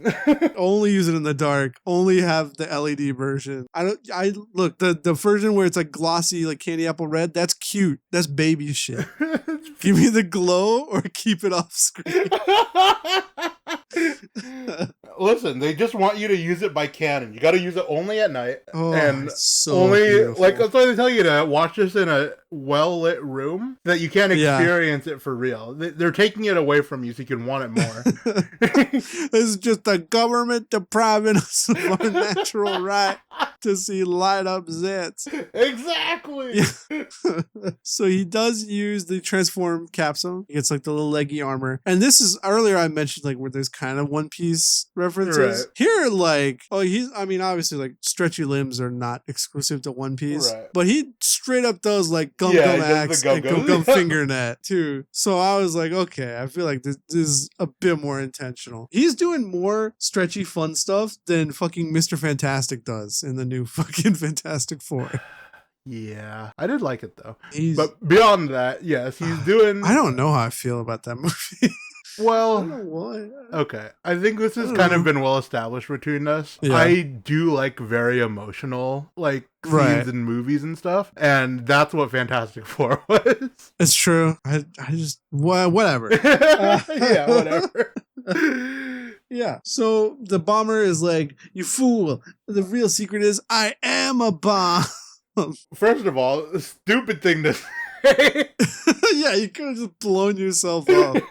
So Baku like stretches out his arm into like a needle and goes into the building behind him, and then it loops out the backside. Look, you've ever seen like Shikamaru versus Tamari? Yep. He fucking he Shikamaru's him. That's the funniest shit he ever. makes the whole it comes out the other side. The bomb's even like, ha, you missed, idiot. Like, yeah, so he snakes around, fucking stabs him through, perfectly cuts the wires, and he's like, sorry, but every secret agent knows how to disarm a bomb. I mean, valid. But like, this is Baku, not Code Baku. He believed it himself. I bought into it. He's like, damn, he's right. Every secret agent does know how to disarm a bomb. Yeah. So he disarms the bomber. Bomber like dies. Oh, he rider kicks him. Yeah. He goes back to Impact and he does the ZZZ. And Fujimi is extricated. He's free. And the sky turns back to normal sky. And like he's waking up Fujimi. He's like, hey, are you okay? And Fujimi's like, what the fuck? Like, why are you, who, what? Yep. And he's like, you look like you had a bad dream. And then Nazca finds him and she's like, you were just sleeping? Like he's in a pile of rubble after the explosion. He's like, good morning. And yeah, and he turns back and Baku has Batman exited. He's disappeared. That's some secret agent shit if you ask me. Baku's been a secret agent the whole time. And he's riding his bike and he's like, this is what I'm going to do. I'm going to protect people now. And we see Nox being like, who will I give a bad dream to now or next? God. But like the way this episode ended, perfect. You set up the stakes. Perfect. You give the main character his resolve. God, like episodes 2 and 3. Yeah, the first dream arc is built around a character that you already made the audience like. It's not just some random new like civilian of the week. Right. Yeah, it's masterclass. Truly a masterclass in two-parters. Just in Toku, you know, I'll say it again, like, it feels like they knew Zeztz needed to be big and they're doing their best. It don't slip. That is very true. It makes me look so much forward to the rest of the series. Goddamn. Yeah. One thing I do want to note is after the episode, we get like a weird, like dream-like preview where it's just very quickly like a weird montage with like shaky cam and a blur effect of next episode. Then we get like the commercial insert and then we get a regular preview. Yeah. And 100% honesty, I think the dream preview is way better. Oh, absolutely. I don't know if they just made that because they're like, oh shit, this one's gonna need like 30 more seconds of like before we can air it or whatever. Right. But the dream preview, I was like, whoa, like what is going on? Whoa. And then it cut to the commercial thing and I was like, what? And then it just did like next episode. And I was like, no, you had it did kill the immersion. I agree. Yeah. So moving forward, I may just stop watching the preview. But I went back to episode 2 and it just has the regular preview. I guess so. So there's no dream preview. So this one really feels like they were like, shit, like it's 30 seconds seconds under. We need something to throw up. What if it was just like tester? It's like, ooh, people really like this. Let's do this. Yeah, I like it a lot. I hope they do it all the time. I also hope so. But you're right. The next, what we see from the preview does make it look like the next focus will be on Nemu-chan, which is good. Something else. In the preview, we get to see Fujimi and Asuka in the closet clubhouse, as I'll call it. So it's clearly like they're going to be brought in. You know, they got dumped by the police, so maybe they'll be brought in by Code. But then is Code real? Didn't Baku just make Code in his dream? But then Zero's not in his dream. Zero's a real thing. It's okay. Just let it ride. This is our happy party. This is our paranormal detectives club. His sister's not going to be weirded out seeing two adults go in and out of her brother's room. Nah. She's in on it. Well, God. Yeah, I mean, I don't really have much to say. I love episode 3 like a lot. Oh, yeah. From I mentioned, after 2, I was kind of like, not cock-blocked, but I was like... Blue-balled, yeah. I was really blue-balled. I feel you. And then 3 is just incredible. 3 would be like the best episode of a season from like a different show. That is, accurate. Like, just how everything it does in this episode. But be like, it can only do that because episode 2 set it up. Yeah, this was the layup of the century. This is a 2-parter. Like, this is how you do it. But it's just crazy. I wonder, like, if I'll still feel that way. Like, because in Gav, like, as we kept going on and on and on, I was still like, episode 27 was the best. Like, I don't think anything's come that close. And now I'm like, are they gonna beat episode 3? Like, I don't know. We were lucky enough to start this podcast on a high note of Gav. That's very true. Oh my God. Speaking of high points and what are the opposites? No! It's time. We have to. I've been dreading this segment. Change. Oh no! Gozyuger, what are you doing? We went from a great 2-parter to God. What even is this parter? Is it? It's not a 2. Well, no. It's not a 2-parter. Yes and no. It's a 2-parter. One could even call it a 3-parter because, like, what the? It's an arc at that point. What the fuck is episode 30? When you could have literally gone from 29 to 31 and probably nothing would have changed. Very little that gets added. Like, holy There's a few things in 31 you would need to know, but that's about it. Oh, God. I really don't want to be negative about Gozyuger. Neither do I. I don't want to be negative either. But it's getting pretty rough. So Gavu had like a slump, and then it recovered, and then it slumped really hard again. See, but Gozyuger is just chaos. Yeah. Episode 30. We pick up from the end of episode 29 with Ryugi. 29 was a good episode. 29 was a great episode. Yeah. In comparison. Because we get Ryugi walking away from the camera. He's been excommunicated. He excommunicated himself from the Gozyugers. Leaving it to everybody else. It's like, hey, you guys get the rest of the rings. It doesn't matter if I'm here. Mm-hmm. Super depressing, honestly. Like... But we get to meet our new Gozyu Tyranno. He likes tea. Assam. And he sets... His name is Assam. He sets up his tea table in the middle of a staircase. Hold on. Before I continue, Scott. Yeah. You've known me as a connoisseur of teas of sorts, right? I order tea. Of cheese? Tea. Oh, tea. Yes. Tea. Like, okay, I enjoy tea. Yeah. Uh-huh. This asshole's name is literally just a type of tea. It's Assam. Oh, really? Tea. Yes. Holy mother of lazy writing. I just thought it was like a play on ass. That too. But no, Assam is a type of tea. And he is from the tea planet. Yeah, he's from planet T. Well, he's from planet Asamika. well, we see the cafe and Ryugi didn't come back, so he's gone. Oh right, yeah. There's a scene before we introduce Assam. Yeah. Then we meet Assam. He's the new Tyranno. Rico is gonna cover for Ryugi's shift at the fucking cafe, but then he hears the sound of like people grunting or getting smacked or something. Yep. So they run out, and then it's Assam beating up the like thugs that were harassing him for drinking tea on the stairs. And they see that he's the new Tyranno, and they're like, what the fuck? We get a special version of the opening where Ryugi is almost cut out. Yeah. There's just some shots where you can see like his arm or like his clothes. Yeah, but it's literally half of it is just them putting the cardboard cutout right over him. In front of him. Yeah. Part of me was like, wow, they didn't even put Assam in there for like however long he's going to be here. Doesn't matter. Yeah. Doesn't matter.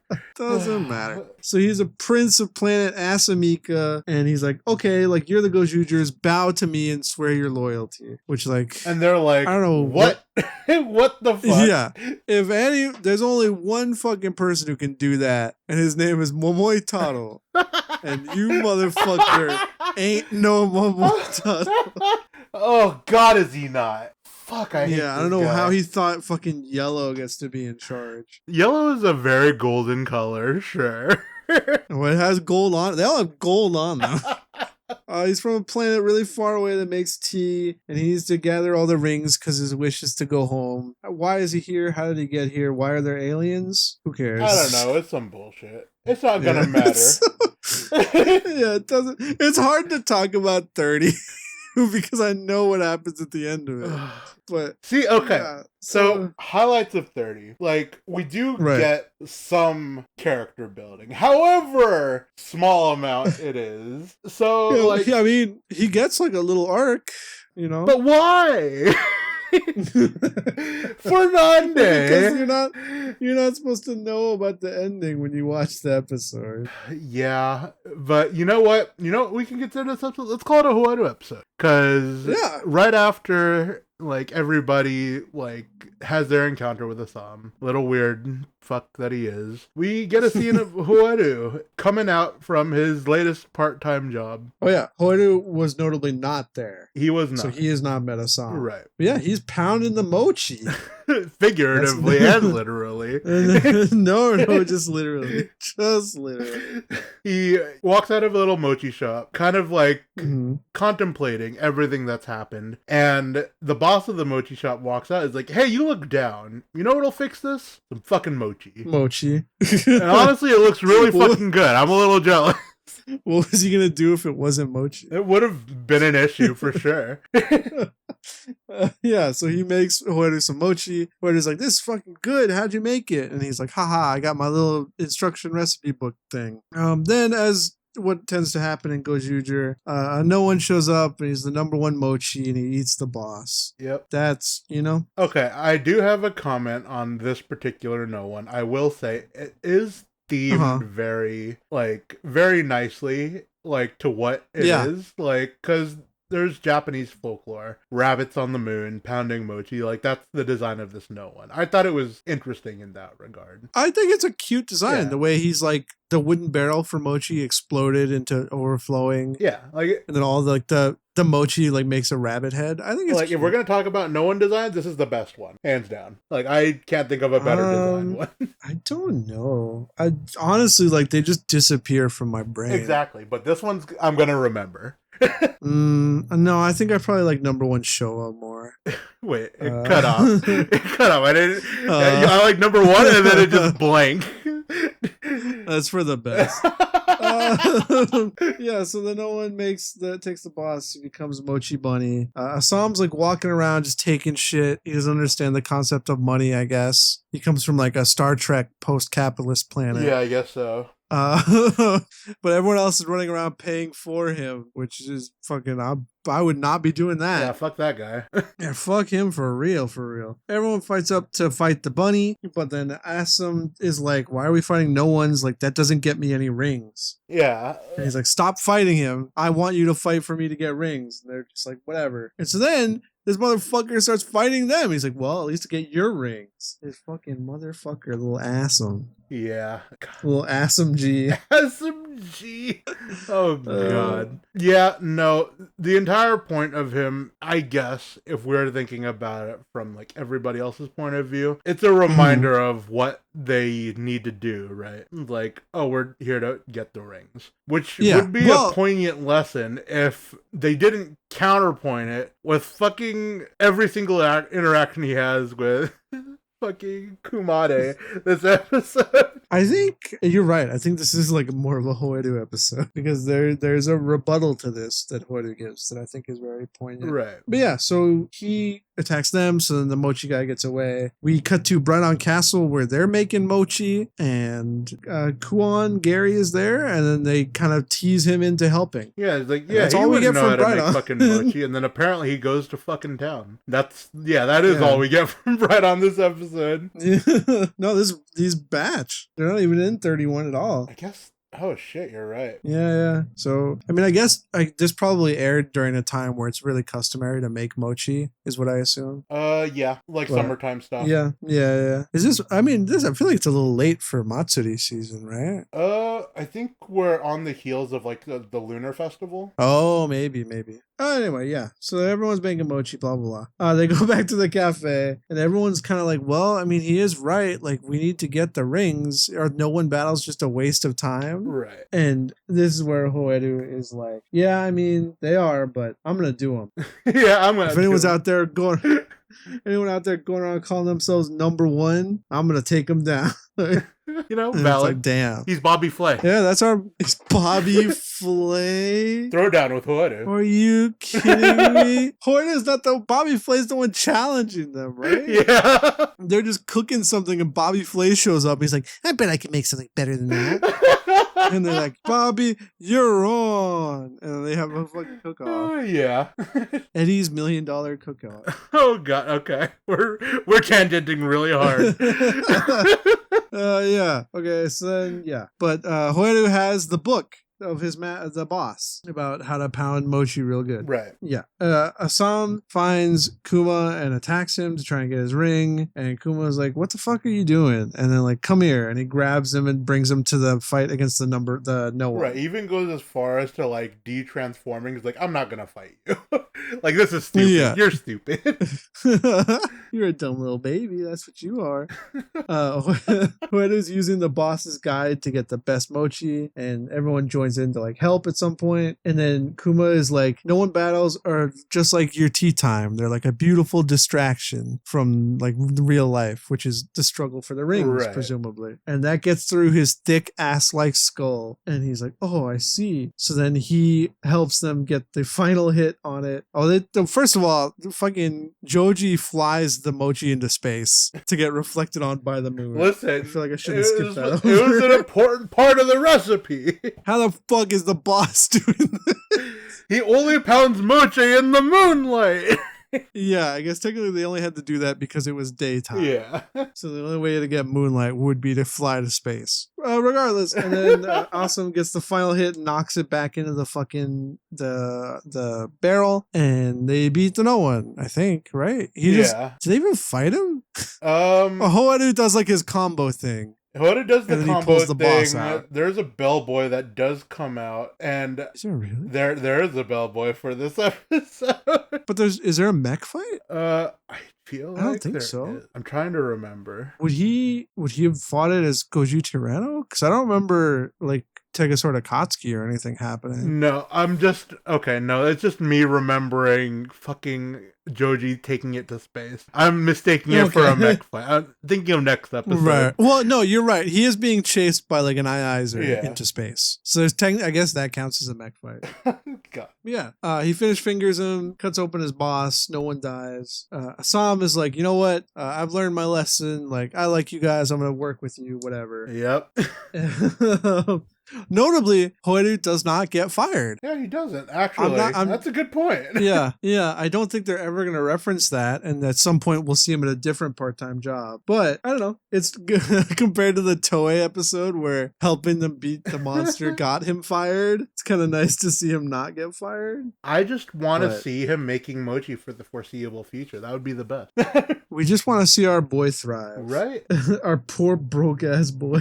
We just want to see him make enough of a living wage that he doesn't have to buy hot dogs anymore.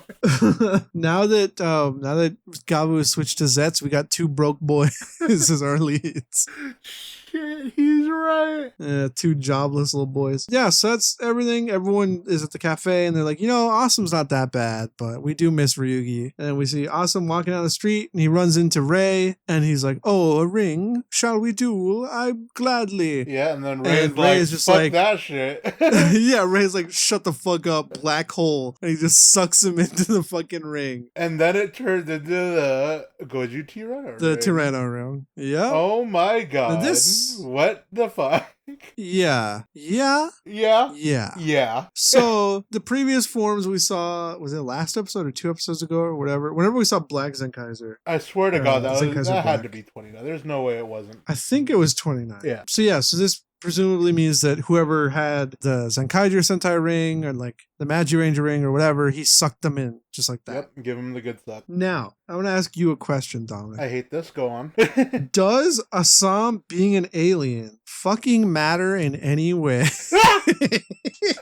I knew I would hate this question. I fucking knew it. I didn't know what the question was. I just knew I was going to hate it. Because no, it did not matter. Nothing Assam did mattered for the entirety of this episode.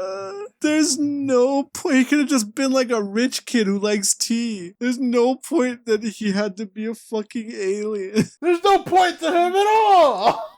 No, okay, come on. I think like obviously having Ryugi leave and having a new Tyranno, I think that's something that would have happened, presumably, right? Okay, that's fine. That's a point. That's fine. But if you let this happen for... Oh, baby, it only happened for this episode. Yeah, it really should have been like an arc, like the Assam arc. Like, okay. Where we have a Tyranno. So, I don't know if you've watched any more of Boom Booger since we last talked about it. No, I haven't. So, like, a little bit of spoilers, like, there are entire arcs where people are... Yeah, I know. I've heard that, like, people leave the team at points. Yeah, and it shows in the opening, and it's great. Like, they do the same shit, but, like, they do it a lot better. Right. But, like, holy shit. Like, those are arcs because, like, they mattered. They gave the characters character development. This is literally one fucking episode. Yeah. Fuck, I mean, it's hard. Like we said earlier, just recapping it, it's hard to even pretend like it matters or that we care. Gozyuger, we talked about how it's chaotic, it's all over the place, and this just really I don't know, it shows like a lack of faith, I think, in your own storytelling to have this big moment where a character leaves the team and then just, 2 episodes later, it's done. Yeah. We haven't talked about 31 yet, but I mean... See, that's the thing, it's just though. Done. This is my big question. Was it a writing issue? Was it a production issue? There could have been, okay, we're not going to have Ryugi's actor for X amount of time. We need filler. Oh, like if he had another project or something. Possibly. Maybe. I could maybe excuse that, but the writing on this is so weak. But I feel like if it was just that, they could have just had him not show up, or his maid is sick, so he went home for a week or something. You could have written it in a way where it wasn't this big dramatic They explicitly wrote this into 3 episodes. Yeah. Boy, oh boy. Boy, oh boy. We should just jump into the 31. Yeah, let's just jump into it. So, we're back at the cafe. Some got eaten. Mm-hmm. We're back at the cafe. They even point out, it's like, hey, I haven't seen that Assam guy in a while. I wonder what happened to him. So do we, honestly. No, we don't. Yeah. And ain't nobody fucking missing that fool. the landlady is like, we can't keep the cafe closed forever. Like, I'll have to hire a new Ryugi. And her son is like, why? Don't do that. Ryugi's a freak. Yeah, he's a good weird. Yeah, it's just like, okay. And then Hoeru stumbles down the stairs holding his stomach and he fucking passes out. It's like, yo, what happened? It's like, I thought the milk was okay to drink. Yeah, so he wakes up in the hospital, or smash cut to the hospital after the opening. They're like, you fucking food poisoning? And he's like, I thought the milk was still good. Okay, to be fair, this is a great way of showing that Ryugi isn't around, because he would have been the one to have, like, managed that. It's also a great way that, like, I mean, I don't think you can deny at this point that Gozyuger has had a crazy Hoeru focus. Right. For just the whole show, but I mean, it really shows these last 10 episodes or so. And so having a way to just write him out of most of the action scenes, it's not a bad look. Yeah, no, that's fair. Like, this is... See, you get these little tidbits of great character writing. I'll say this. I think everything in this episode works. It's just the fact that it's 2 episodes after 29. Yeah. That's my biggest problem with it. Like, it's 2 episodes after 29, and the episode that preceded it literally has 0 stakes in this episode. Yeah, well, yeah, because all the last episode did was introduce and then give Assam an arc, and then he's just gone. So, a lot of toku shows have like a filler problem, quote unquote, right? Where like you can skip episodes and still get a main story. Right. But like, I usually don't like to say that or even agree with that because, it's a weekly show. It's got this production budget, this kind of thing, right. Every episode is enjoyable at least, even if it's not important. Right. But like, man, you can fucking skip 30, dude. You can skip 30, and the only thing you'll be confused about is like why Ray has the Tyranno ring. Yeah. But you can, even that works because, obviously you'll be like, who's Assam? Why are they mentioning Assam? But like, even that works because the last thing you'll see in 29 is the ring like flying away. Right. Oh, you do see Assam get it. You do see Assam get it, yeah. I'm not advocating for skipping an episode, but 30 genuinely feels like 20 minutes of it don't matter. Everything besides like the Hoeru stuff does not matter. Yeah. It's like the Hoeru stuff and then Ray Assam getting eaten. Ray sucking up Assam, yeah. Yeah, into his hole. Oh, God. Yeah.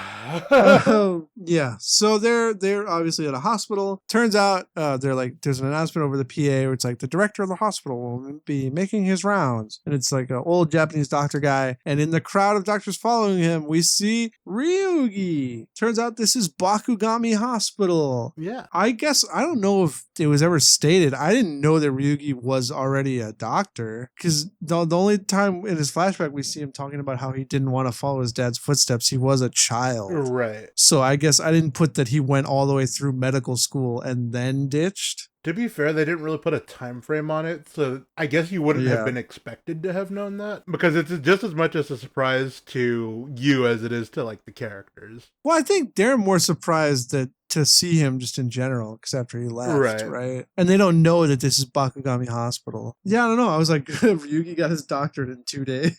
Ooh, 2-day doctorate. Yeah, let him operate. I trust that man. Definitely let him rip you open. His dad is Ryuto. It doesn't matter. He has a scene with Ryugi, they're obviously excited to see Ryugi, and his dad's like, fucking pick better friends. Oh, man. Which is like, ow. And then there's a scene in the office where he's like, you're my son in the air. Your happiness is mine to decide. So like, obviously we knew that this guy sucked, but now we get to see that he sucks. Yeah, that checks out. And he's like, I want this, my hospital to keep growing and get bigger. So he gets no-oneed by the number one doctor. First of all, like, could have been like number one hospital owner or something. Hospital director. Right. I don't know. I feel like number one doctor is just lazy. Yeah. He's also covered in iguanas for some reason. Oh, God, you're right.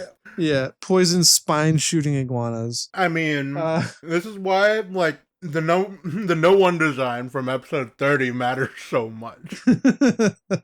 Maybe. So then everyone goes back to Hoedo's room, and the PA is like, the director will be doing his rounds. And they're like, already? Again? Like, and they walk out, and it's Dr. No One, and they're going to fight, but then Hoedo's stomach is still fucked, so he collapses. They're going to do a doctor battle about Hoedo, and they're like, it's just food poison, like, he'll sleep it off. And he's like, no, he's got sarcasm, and he's fucking ugly, and he doesn't like me. And so he's like, and give me the chainsaw. Like, honestly, this battle is the best because it shows that, none of these people have any expertise on what the fuck to do with a patient. Yeah, this gives some new background to the number one busybody. Because clearly, if this guy's the number one doctor and he doesn't know shit, then the number one busybody probably just picked a verb out of the fucking dictionary. God. Yeah. I mean, to be fair, Sumino was about to inject him with God knows what. Yeah. So, yeah, Sumino and Kijuno are like freaking out. Rikuo is like, we got to go get like a real doctor. So he grabs Hoedo and they leave. And then the other two get turned into patients and put on beds for some reason. Hoedo, who got collapsed when he last tried to fight, now is just going to fight. I thought they were gonna use that to bench Hoedo, but no, he's still gonna fight this episode. Yeah, no, I was waiting for him to shit his pants. They try and get Ryugi because they're like, hey, it's a doctor battle, like we need a doctor. And he's like, why? I don't save people anymore. I'm not a Gozyuger. He doesn't save people anymore. He's just a doctor. He doesn't save people. I know. It's pretty fucking funny. I'm like, isn't there a fucking oath that you gotta go help people? But whatever. Hoedo's like walking away, and Ryugi's like, well, how would you want me to live? Oh, well, first, Hoedo goes to Rikuo. Like, hey, give me some money. And he's like, let me borrow some money. And he takes everything out of Rikuo's wallet and gives it to Ryugi. And he's like, well, now our tab is settled. I don't ever want to see you again, loser. Which is honestly like the sickest fucking shit. It's funny. Well, it's funny because he's still in debt to Rikuo. Right. But I was like, wouldn't the money have gone to the lady who owns the cafe? Like, not Ryugi? Unless Ryugi was paying for Hoedo's food. I'm assuming Ryugi was paying for Hoedo's shit. I guess so, because he would feel too bad. It'd be bad manners to like just get it for free. Right. So he was probably paying real money. Yeah. Anyway, it's funny. And then he's walking away, and Ryugi's like, well, how would you want me to live my life? And then Rei-san walks in. Yep. And he's like, hey, everybody. And he turns into Gozyu Tyranno. And everyone's like, what? Tyranno? And then he starts fighting. Before he gets into that, he does mention, God, this place is still a dump, implying that he's been here before. Which, considering the past with Rikuo, that checks out. Yeah. We do there's more to Rei in this building specifically. But he becomes Tyranno. He's fighting Hoedo and Rikuo. And at this point, I had a question. I was like, if he can just absorb Assam just on the street, can he just do that with everybody? That's what you would assume. Why does he need to fight the Gozyugers if he can just absorb a Gozyuger? This brings up another excellent argument you brought up about like civilian powers, because what is this bullshit?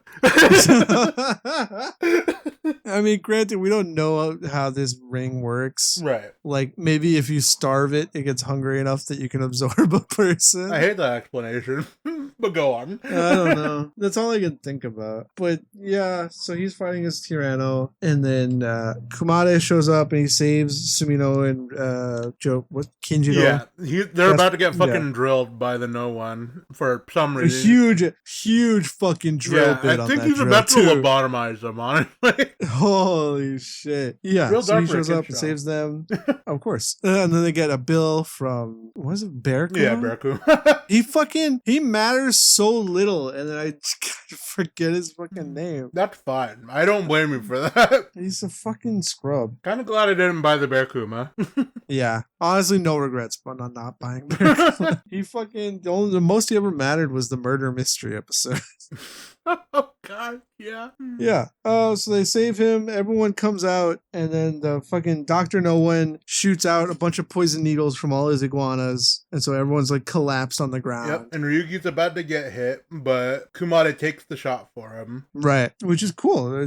Kumade saved people twice. Yeah. It's obviously Ray-san, or fucking Ray Tyranno, dodged because he's evil. And so he's fighting the Dr. No One. And he's like, it's you in there, huh, Mr. Bakugami? I fucking know you, dumbass loser. Jesus.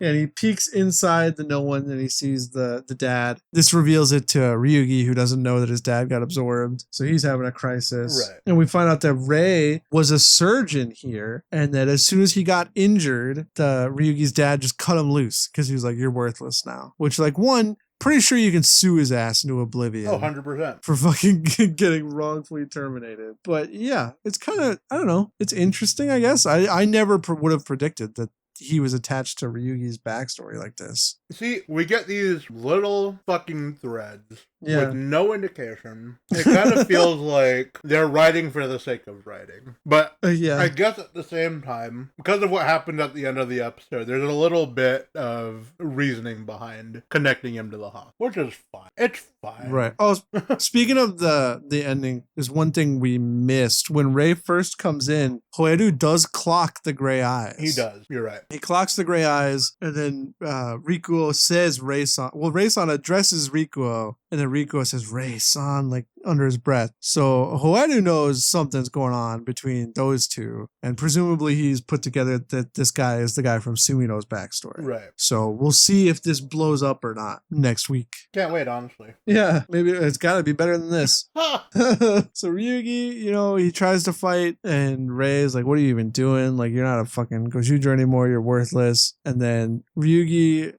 goes through the motions, like thinking about his life, thinking about what he wants to do. And he's like, Tegasword-sama, I'm here. I have a wish. Come to me. And he manages to pull the Tyranno ring out of the Absorb ring and once again become Gozyu Tyranno. I will say, this particular scene is poignant because while Ryugi is doing all of this to stop Ray from killing everybody, he does say it's like, I didn't mean to save my dad. I just kind of did it on instinct because I realized what I want to do. I want to help people. And that's his wish. Like, his wish is to change the world, but to, like, continue to help people while doing it. Yeah, his wish is, like, to cut people free from the chains of something. It's like, I don't know. It's kind of general, but... Yeah, which, that's pretty cool. It's great. Like, he's Gozyu Tyranno again. I just think it's fun. It's like, my dad's a piece of shit. Yeah. It's like, because Ray's like, even you would save this guy, and then Ryugi's like, yeah, he's a piece of shit, but I want to help people. I want to save people. So like, fuck you. It says more about me, which is great. Because that's a great story arc for Ryugi in general. Like, having been under his dad's heel for so long and finding his freedom again and kind of, like, asserting it. Right. I mean, he's like a kid who grew up under his family's will, not having his own will. Then he finds solace in religion, and he believes he's acting out Tegasword's will. And then now it's finally come down to him as a person, like what he wants to do with his life. See? And now he can reclaim being a Gozyuger after that. Right. And this is an amazing story arc if episode 30 wasn't in between it.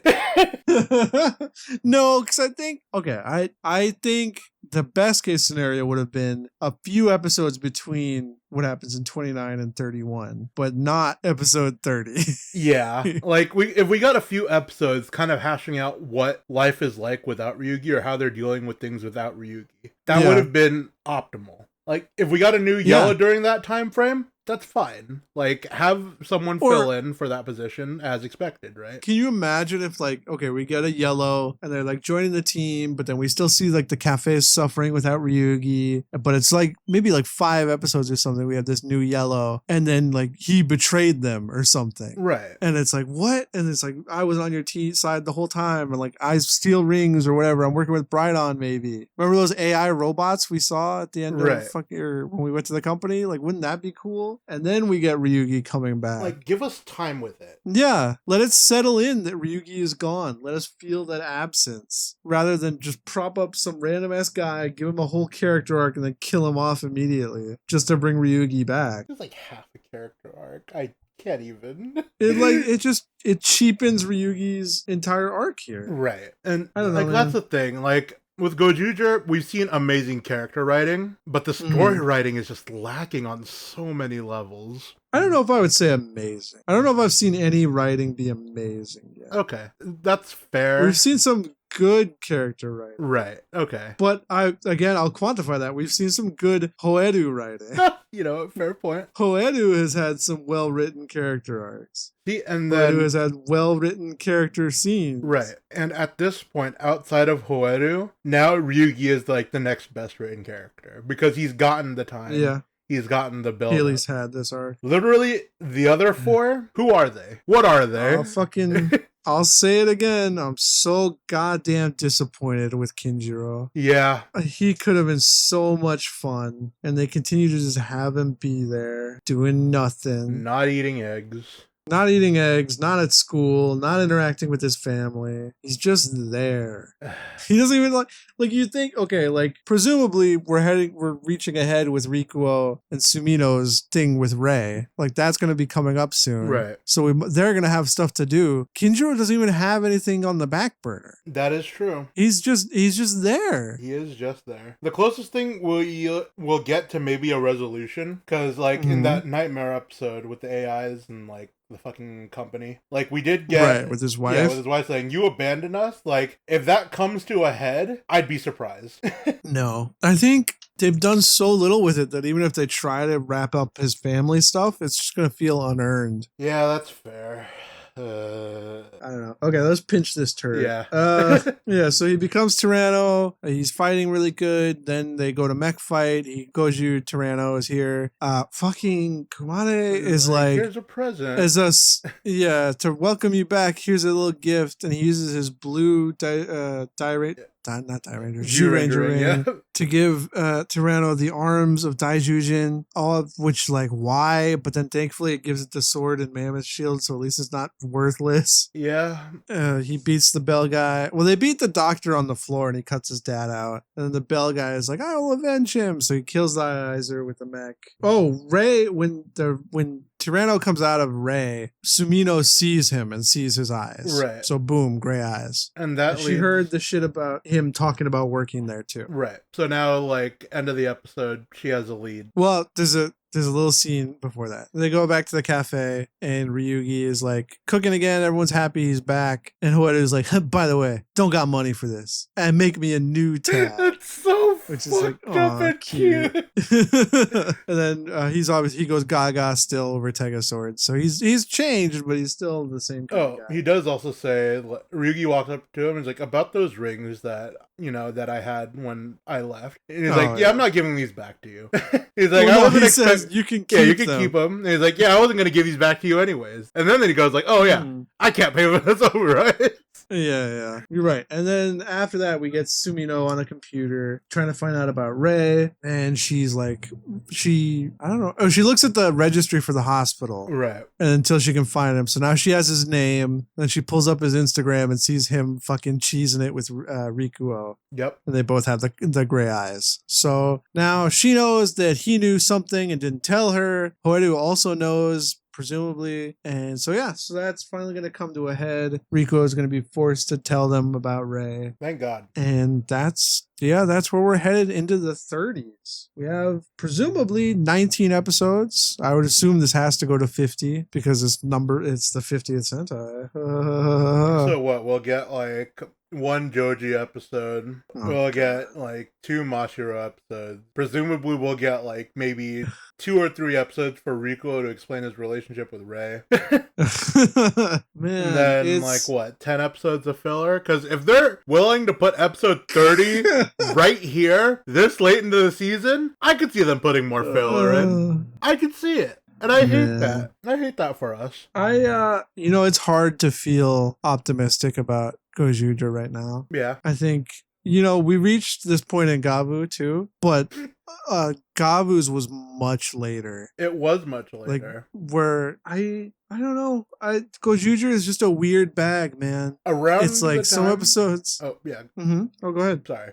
No, you go. Around the time where we felt like there weren't that many episodes left of Gav, we were more worried about Sachika not being a writer. That was the peak of our concern at that point, because we already understood that the Stomach family was a dead end, that we weren't going to get anything out of it, and we ended up being right about that. But the primary concern we had was like a small concern. At this point, right? You mean like around this time in Gavu? Yeah, around like the 30s. Well, around the time we were concerned about anything in Gavu, we were only really concerned about Sachika not being a writer. In comparison, here we are in Gozyuger, where our concern is the story going to go anywhere? Yeah, man, it's I want to say I have faith that they'll do something. I mean, there's still like bright on stuff on the table. Yeah. They can still explore Mashiro's past with the first Gozyugers. Right. There's lots of potential still for a Gozyuger. I'm not writing it off, but I think a part of me has finally accepted the fact that this is not a good anniversary season. I don't think that in 19 episodes you can change that. Right. I think it's really half baked at its core, and I don't know. It's so annoying because they made this big move, to make sure everyone knew that this one was 50, even when it wasn't. Right. And then it just feels, after watching 31 episodes of it, I'm like, well, what was the point? Like, this could have just been a fucking animal Sentai. Yeah. Like, strip away a lot of stuff. Like, you can make the rings all animal based. So there was like a big animal mecha war or something. Like the things about Gozyuger that make it an anniversary are just so underdeveloped. Like they're honestly on the same level as the anniversary elements in Dawn Brothers, which was just not an anniversary season. It wasn't, which is fine. That played to its strength. Yeah, you can throw in nods to past Sentai like whenever you want, You don't need to build it all around the big anniversary. But like, it just like, come on. Like episode 1, we see Taya. Presumably at this point, I have to assume that was filmed at the same time Boom Boongers was filming. Yeah, now he's dead. Yeah, like they filmed those episodes when they had him, and then he, they production wrapped, his contract ran out, and then he's just gone. And it's, I don't know, not every anniversary season needs to be like Gokaiger, but it would help. Yeah, it would. I mean, okay. So wasn't Zenkaiger the anniversary season? Okay. Yeah, Zenkaiger was 45, even though now it's technically the 46th team, which makes it really fucking funny that he has 45 stapled on his forehead. Yeah, so I'm wondering, like, was Dawn Brothers an anniversary season? No, it was 46. Yeah, so it's like the aspect of it having anniversary stuff was just kind of like there. Yeah, they could just Gokai change. Yeah. And then all the I don't know. Fuck, what were they called? The gears? All the monsters of the week. Oh, right. No. Yeah, all the monsters were based on past Sentai. Yeah, which was I cute. do remember that. Yeah. But I don't know, man. Like, Gozyuger is it just don't hit, It feels like it's a normal season of Sentai struggling against anniversary elements. Yeah. I don't know. I just don't know. I think unless these 19 episodes left are straight fucking bangers, I think unfortunately Gozyugers will be, it saddens me to say because of the kids, but it will be deemed mid.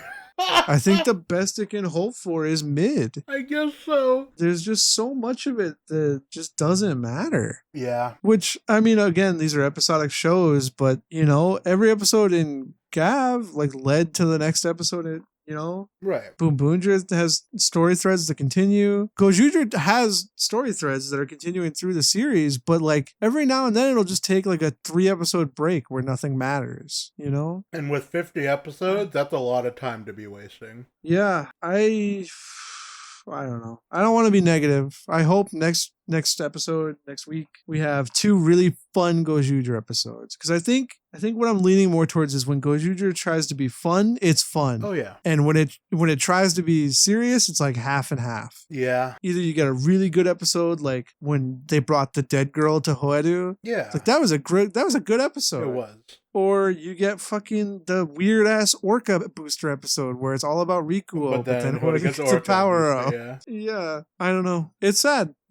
But we're still here. We're still watching. Every week is a new opportunity to blow us away. And I hope they do. I hope they do. My hope every time we record this podcast is that I'm so excited to talk about both series that we're watching. Right? Yeah. I was dreading today's episode purely because I was excited, but also I was dreading the other half of it. Yeah. I was I watched Gozyuger first and I was like, oh, this might be a negative episode of the podcast. Because at that time, I hadn't seen 3. So my opinion of Zeztz 2 was still kind of mixed. But then I watched 3 and I was like, oh, okay, it's going to be a half kind of episode. I was hella excited after I saw 3. Even after 2, I was like, okay, these are interesting story threads. I could work with this. And then when 3 hit, I was like, oh, this is a fucking banger. 3 is peak. Oh, God, yeah. 3 is so good. And I hope next episode, we're talking about how good Gozyuger is. But until then, we are, as always, just 2 guys talking tokusatsu. Bye-bye. Bye.